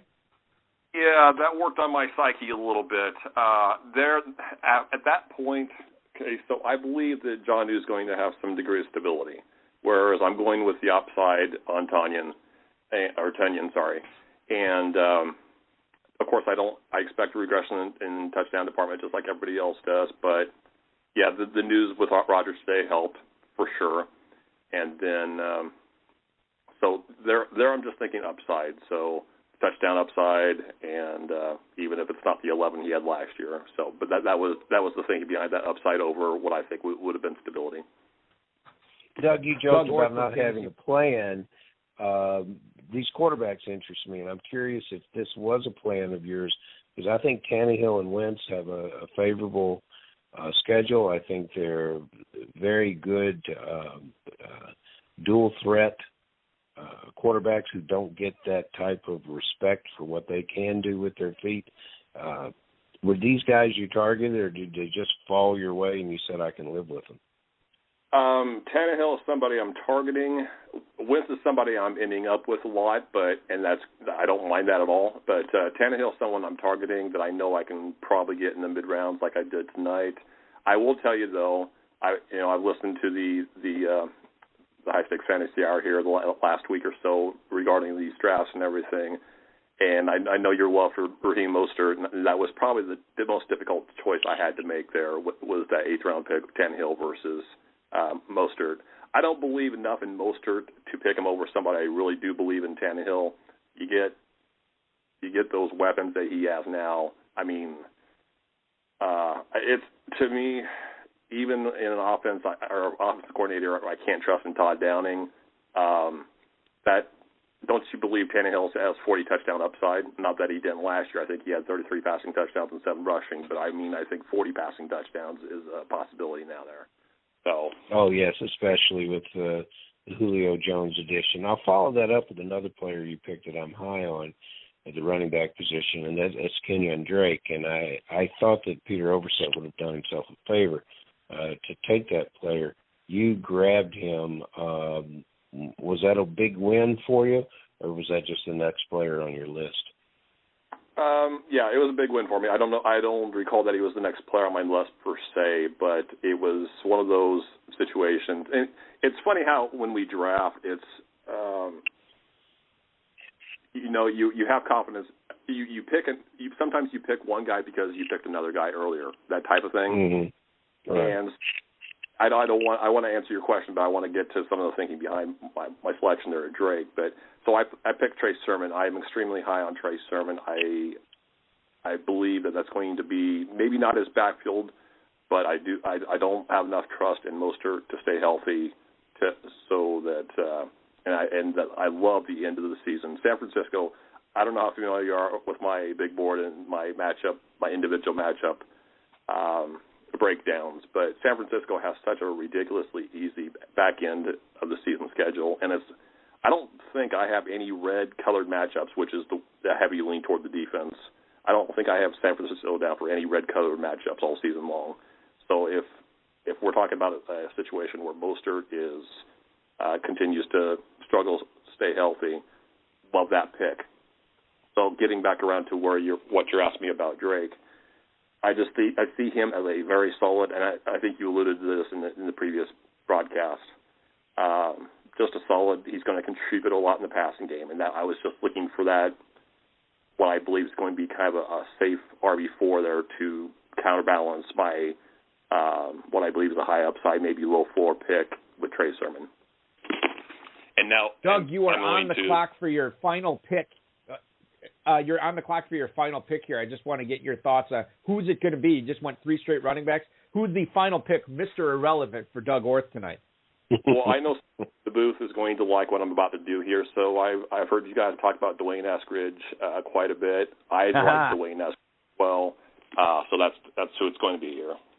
That's Dwayne Eskridge, Farrell, the Seattle receiver. Hey, Doug, I know. Listen, we've heard your voice on SiriusXM Fantasy Sports Radio before. You have the workload projections coming out. Do you have all the divisions out yet for FF today for All Bet, or is it just a couple of them right now? And if so, when are the rest coming out? Yeah, just the East and the North right now. North hit today. The next two will hit next week, and the reason for that is I'm going to do a little bit write up on this draft tonight because I don't get to mention the FFPC enough as it is in my writing, and I don't get to share high-stakes drafts or what would typically be a high-stakes draft with my readers enough, other than, my experiences with them. But I don't get to share that kind of content or not content, but I don't get to share actual live high-stakes content with them. So I thought that would be a unique experience. But to answer your question, next week is when the last two, the South and the West, come out, and then after that are my big boards.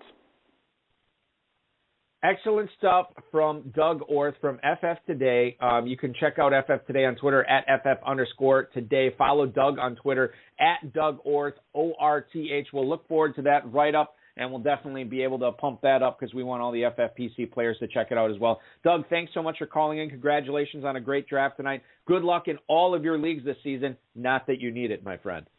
I appreciate it. You guys do a good job doing those 2 hours every night during the Pros versus Joes. So, applause to you guys as well. So thank you. Thank you so much. Doug Orth, ladies and gentlemen. Doug, you have a great night, and we'll look forward to the rest of the preseason workload projections, too, coming out at fftoday.com. Good talking with Doug. And in the meantime, Farrell, our draft actually completed. We'll just go through the teams right now here because I don't think we'll have enough time to go by round. So let's talk about Jim Coventry's team here, rotowire.com. He gets Russell Wilson, Trey Lance as his quarterbacks, Christian McCaffrey, Myles Gaskin, Michael Carter, James Conner, Tariq Cohen, Rashad Penny at running backs.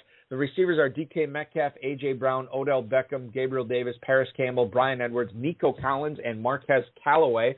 Then the tight ends are Tyler Higbee and Hunter Henry. This is a weird team, I think, for you to evaluate, Farrell, because he has a lot of players on here that I know that you like, and a lot of players maybe you're not so much big fans of either. So it's weird. But as far as the team construction goes, I did think he ignored the receiver position a little too much after grabbing Beckham as his wide receiver 3 in the 4th round. I think he could have used another receiver before round 12 and Gabriel Davis. Other than that, I think that Russell Wilson's going to help him a lot at quarterback. Obviously, you have McCaffrey. I think I'm kind of with you on Gaskin. I think he is going to be a really good player this year, and to get him as running back 22 in the 5th round, I think that was solid. I think the best thing he did late was pick up Paris Campbell. I think that guy has the highest ceiling of all these receivers.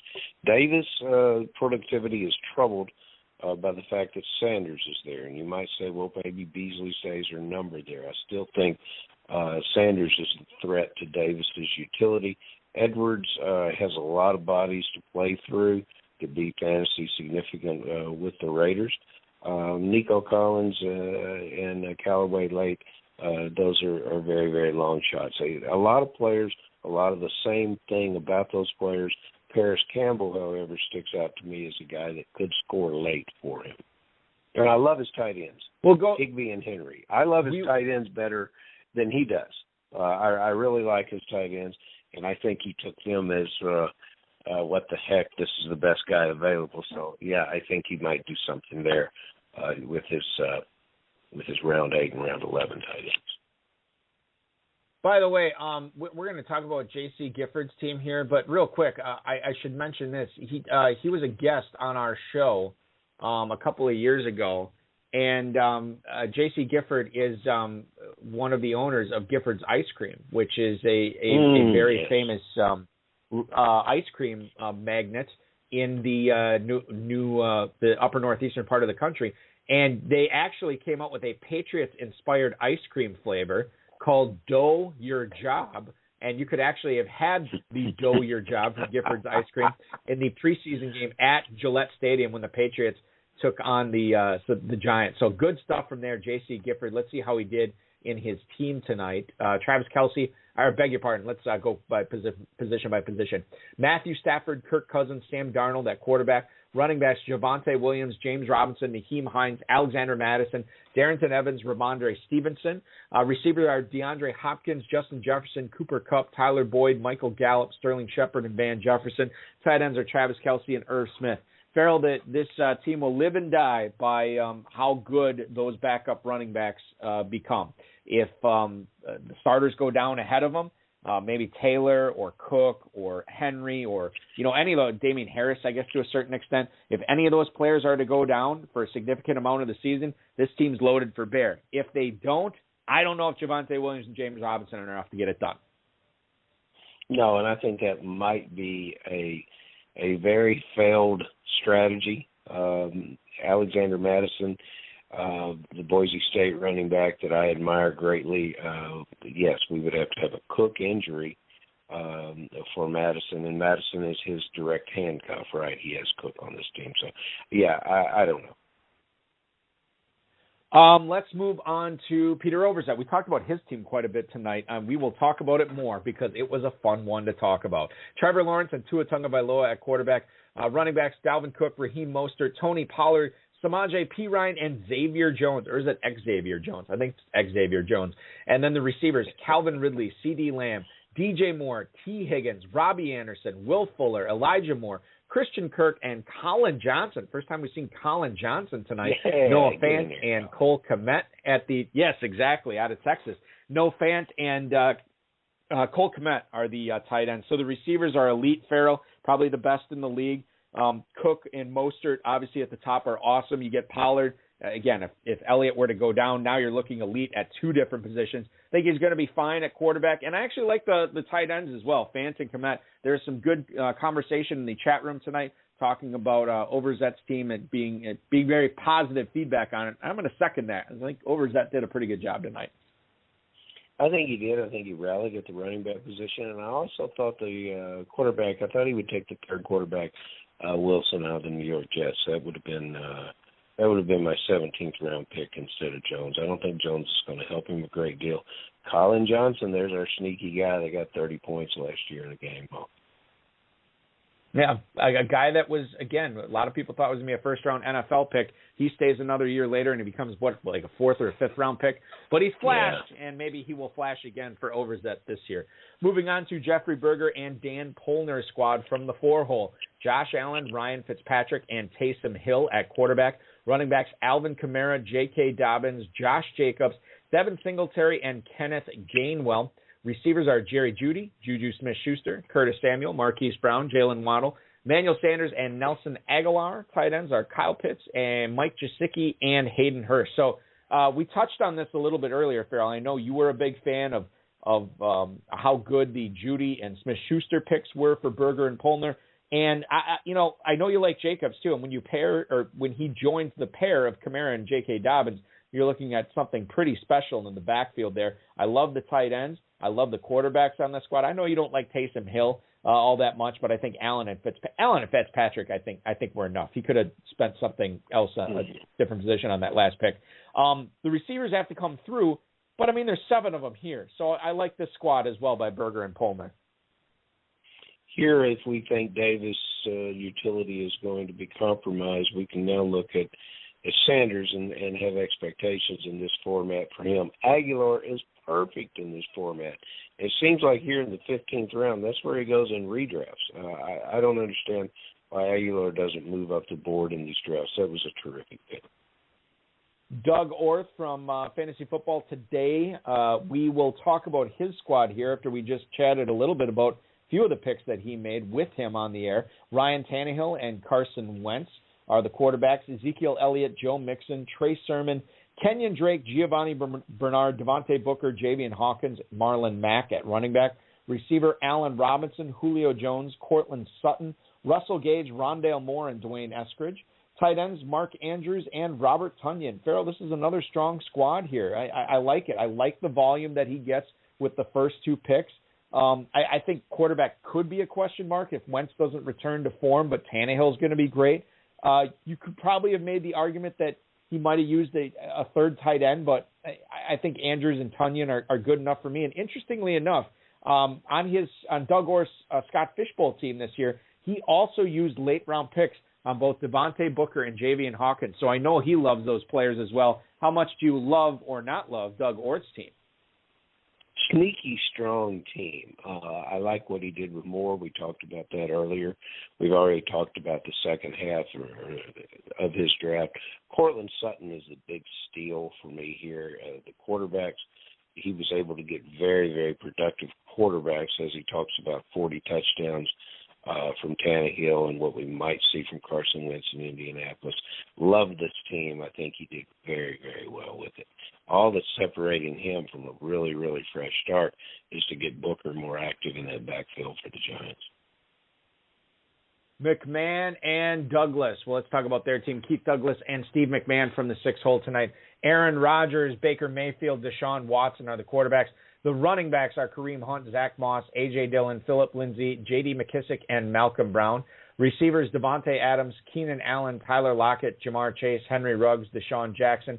Tight ends, Darren Waller, Evan Engram, and Jared Cook. This squad right here is really loaded and great. And they're great at every position except running back. So in order for this team to take it down, Zach Moss will obviously have to be the guy in Buffalo, or A.J. Dillon will have to take advantage of, some sort of Aaron Jones injury. Knock on wood. Hopefully that doesn't happen for my Packers. But the Phillip Lindsay pick we like late. The McKissick pick could pay off as well. So there's some potential for this team to get these running backs in good situations for during the year. And if that happens, they're going to be tough to beat. They already have the Packers hook up as well.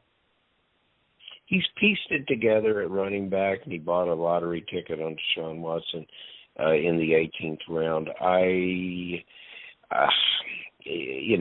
You could see it happening, but a lot of things have to come together for him at running back. But it was a good effort here.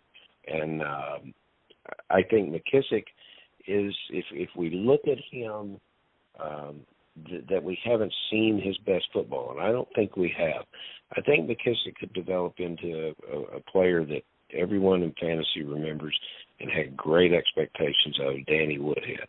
And McKissick reminds me of that kind of player, and we might see that kind of production for him with what's going on with Washington right now.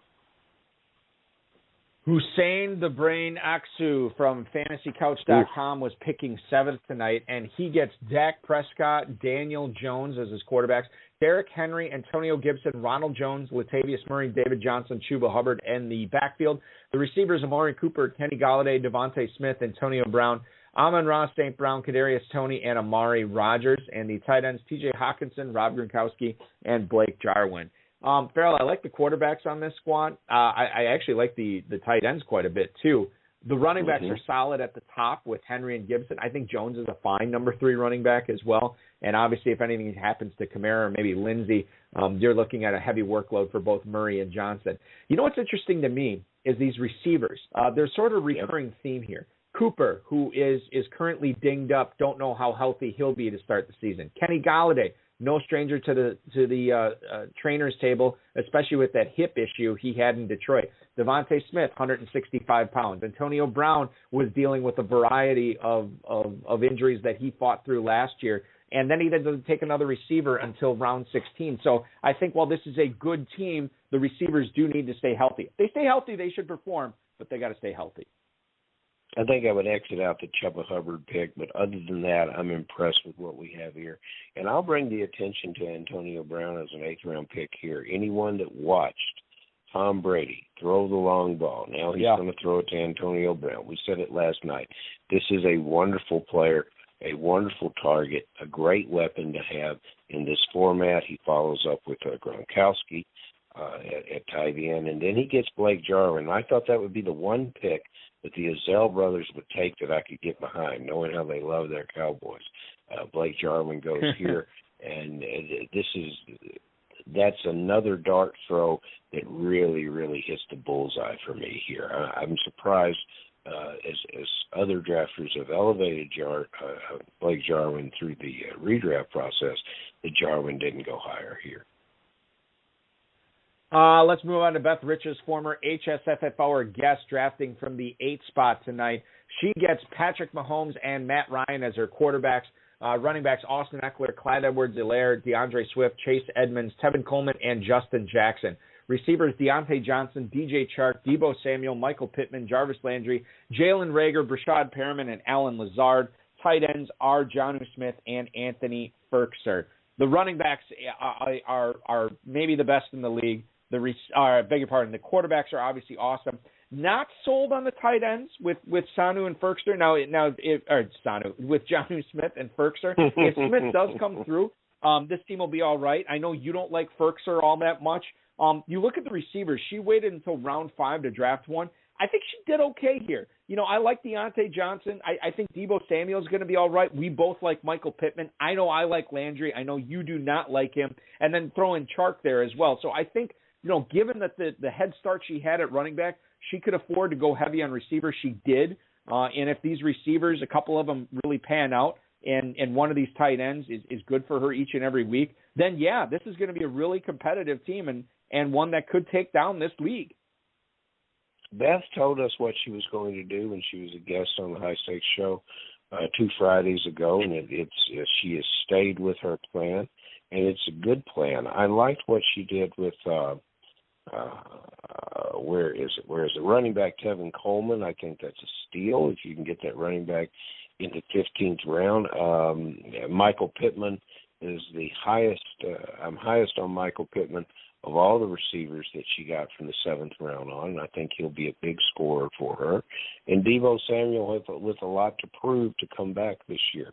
I think perhaps another wide receiver a little later. I could have come up with a better case of someone for Perriman, maybe another tight end. But all in all, Beth knows what she's doing, and she's doing it in the way she wants to do it. I would recommend, if she keeps taking Firkser, that she take a look at slot receiver Josh Reynolds. Smolla was getting a lot of love in the Blog Talk Radio chat room tonight for his team. Let's talk about his squad, Justin Herbert and Justin Fields, a pair of Justins just in time on this squad to help him out at the signal caller's position here for Jared. Aaron Jones, Travis Etienne, Leonard Fournette, Jamal Williams at the running back position. Tyreek Hill, Terry McLaurin, Robert Woods, Brandon Cooks, Corey Davis, Triquan Smith, Jacoby Myers, A.J. Green, Marquez Valdez-Scantling at the receivers, Dallas Goedert, Austin Hooper, and Mo Alley Cox at tight end. So I guess to look at this squad, Farrell, we could talk about the quarterbacks. I think they're great. I think the receivers are awesome. They're very deep. After Goddard, I'm not so sure at the tight end position. And I think it's fine to go with Jones and Etienne early and then grab Fournette and Jamal Williams in the 10th round. He must have some data at DraftSharks.com that would tell you that that would be good enough to try to win this league, because I would have taken at least one more, probably 2 more running backs after he stopped drafting the position in the 10th round. I think he just probably – that's the problem. You target a running back that you can live with, somebody else takes him, and you have such good information on receivers like Corey Davis and Traquan Smith. You want to get a piece of the new quarterback. You think Mo Alley Cox could flash because of his size, and you've loved A.J. Green for years, and you think he will have some good games out in the desert, that his career is not over. And then you find out at the end of the draft that you could use a couple more running backs. That doesn't surprise me, and that can happen at any level of experience in fantasy football. You want to get your guys, but sometimes you got to be careful about getting your guys at the expense of one position. The unpredictable and some would say whimsical Ezell brothers in the 10th spot tonight. Kyler Murray and Jalen Hurts at quarterback. Running backs are Jonathan Taylor, David Montgomery, Miles Sanders, Damian Harris, and Damian Williams. Receivers, Adam Thielen, Laviska Shenault, Nicole Hardman, Rashad Bateman, Cole Beasley, Terrace Marshall, Jamison Crowder, Cordarrelle Patterson. Tight ends, George Kittle, Adam Troutman, Jordan Akins. Farrell, I love this team, and it's good that they got the volume on receivers. They ended up drafting, I believe, 8 of them tonight, which is good because I think that's the weak spot on this team. Thielen is your number 1. I don't know about that. And Shenault is your number 2. I'm a little skittish on that. So, if these receivers come through because of the volume, then, yeah, you can look at this team as going to be a very good one because of how good they are at the other positions, but not the type of team I would have drafted with these receivers. Will Hardman be the number 3 on this team? Yeah, he is.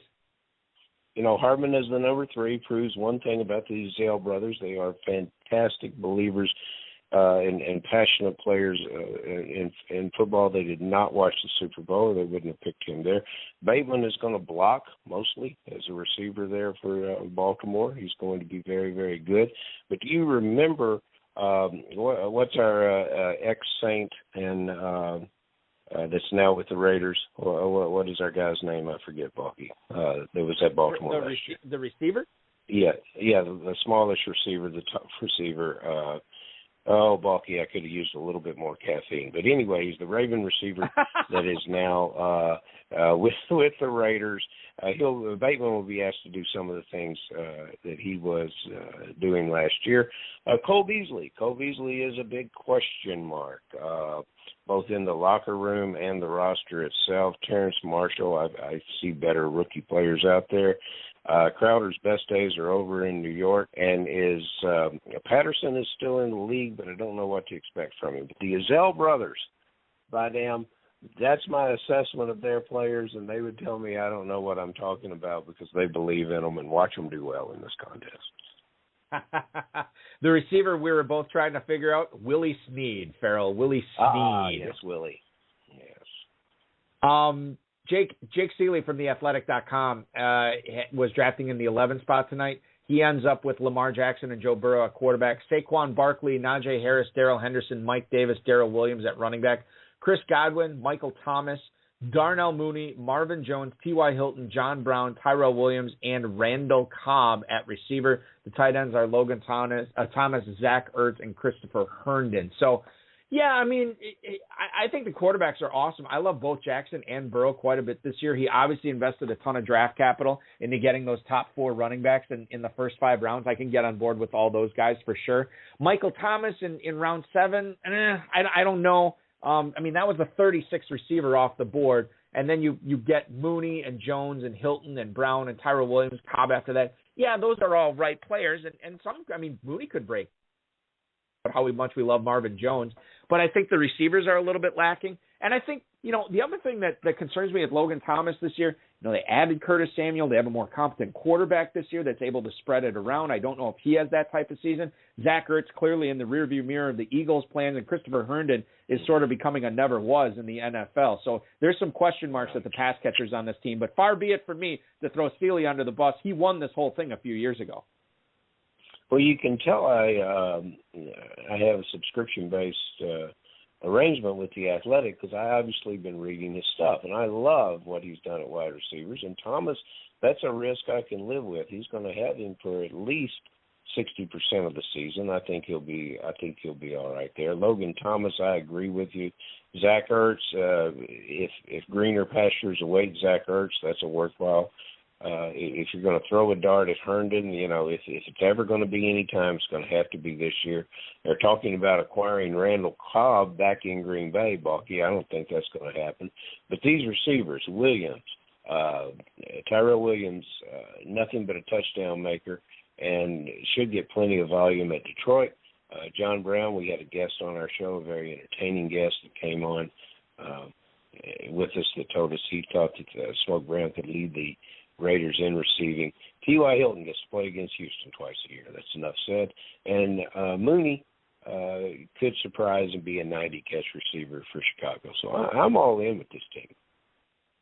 Yeah, Mooney is another guy I'm going to have to start reevaluating. I think I'm not getting him enough in drafts. I'm going to take a harder look at him because he could have a big season, especially with Justin Fields there. The final team tonight, Michael Apt, the 2017 Football Guys Players Championship $250,000 grand prize winner, gets Tom Brady, Ben Roethlisberger, and Derek Carr as his quarterbacks, Nick Chubb, Chris Carson, Gus Edwards, and Melvin Gordon, along with James White at running back as well.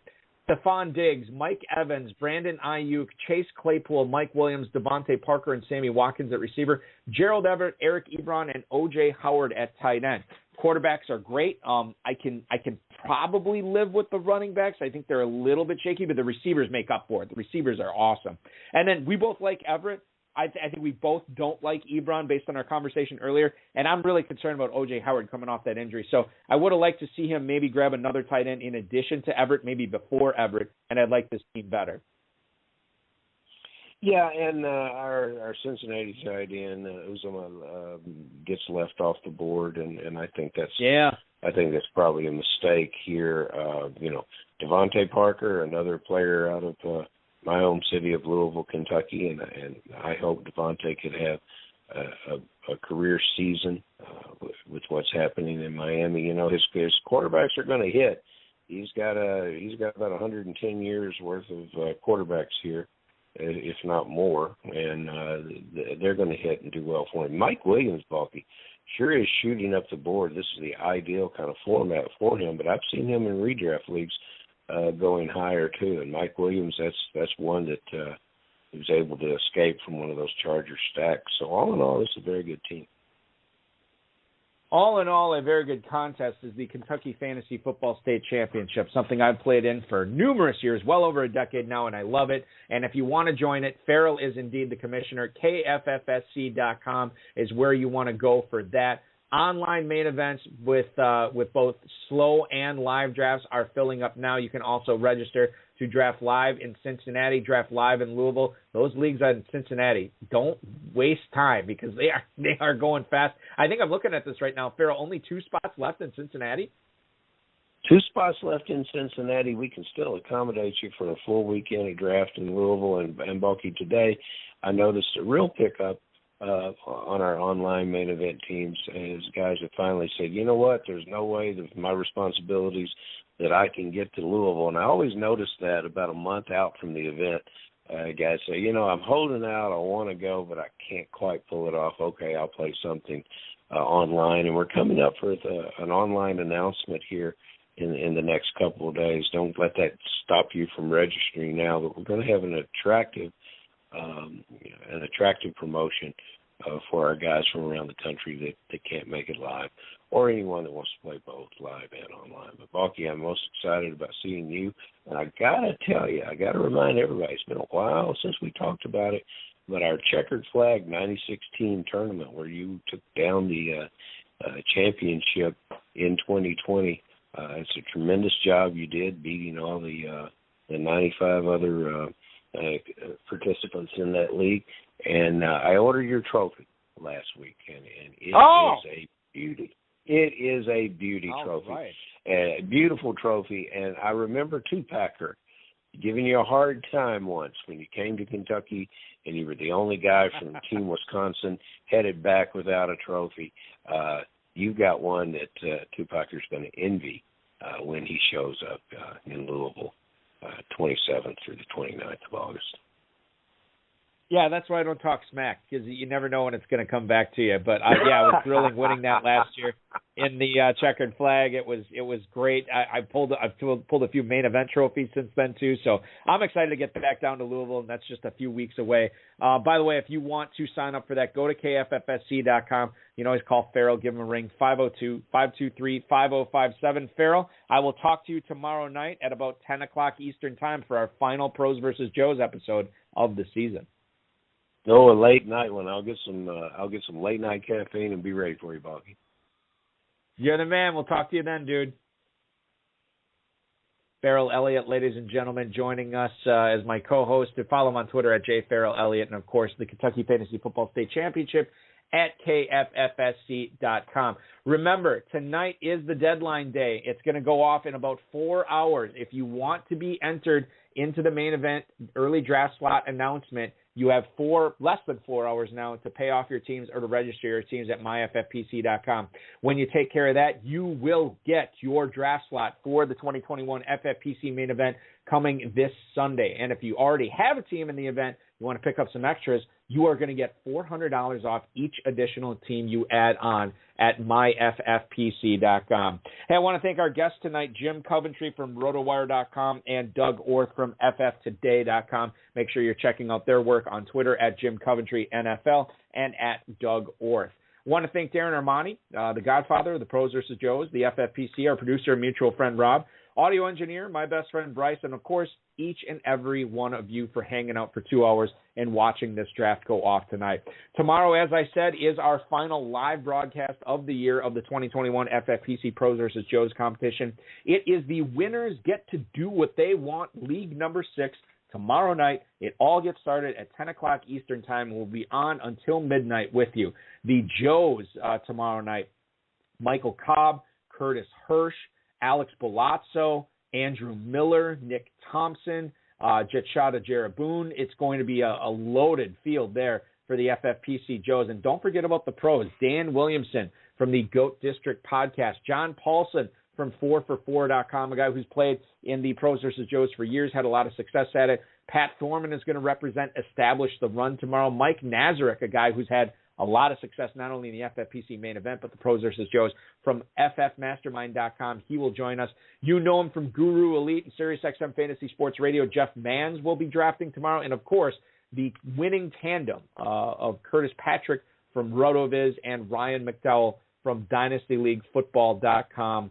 It is going to be a bloodbath tomorrow. No value falling. We'll see what these guys do when the bullets start flying for real tomorrow night in the Pros vs. Joes. Final reminder, too, register for the inaugural Best Ball Tournament with the FFPC today. $125 entry fee, and you could win $100,000. It's pretty awesome.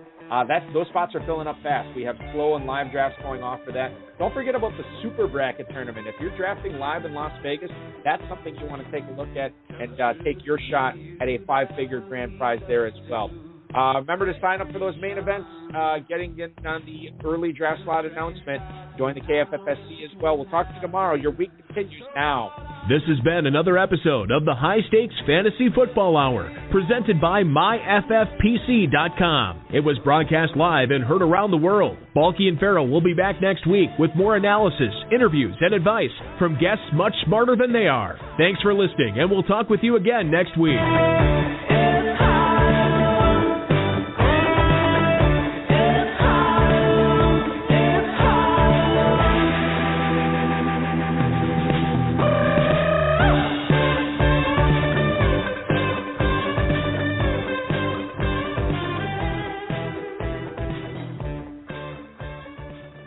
One thing I failed to mention is the Football Guys Players Championship, which has drafts filling each and every day.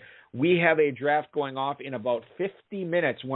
That's the time of the year where these tend to fill up pretty fast.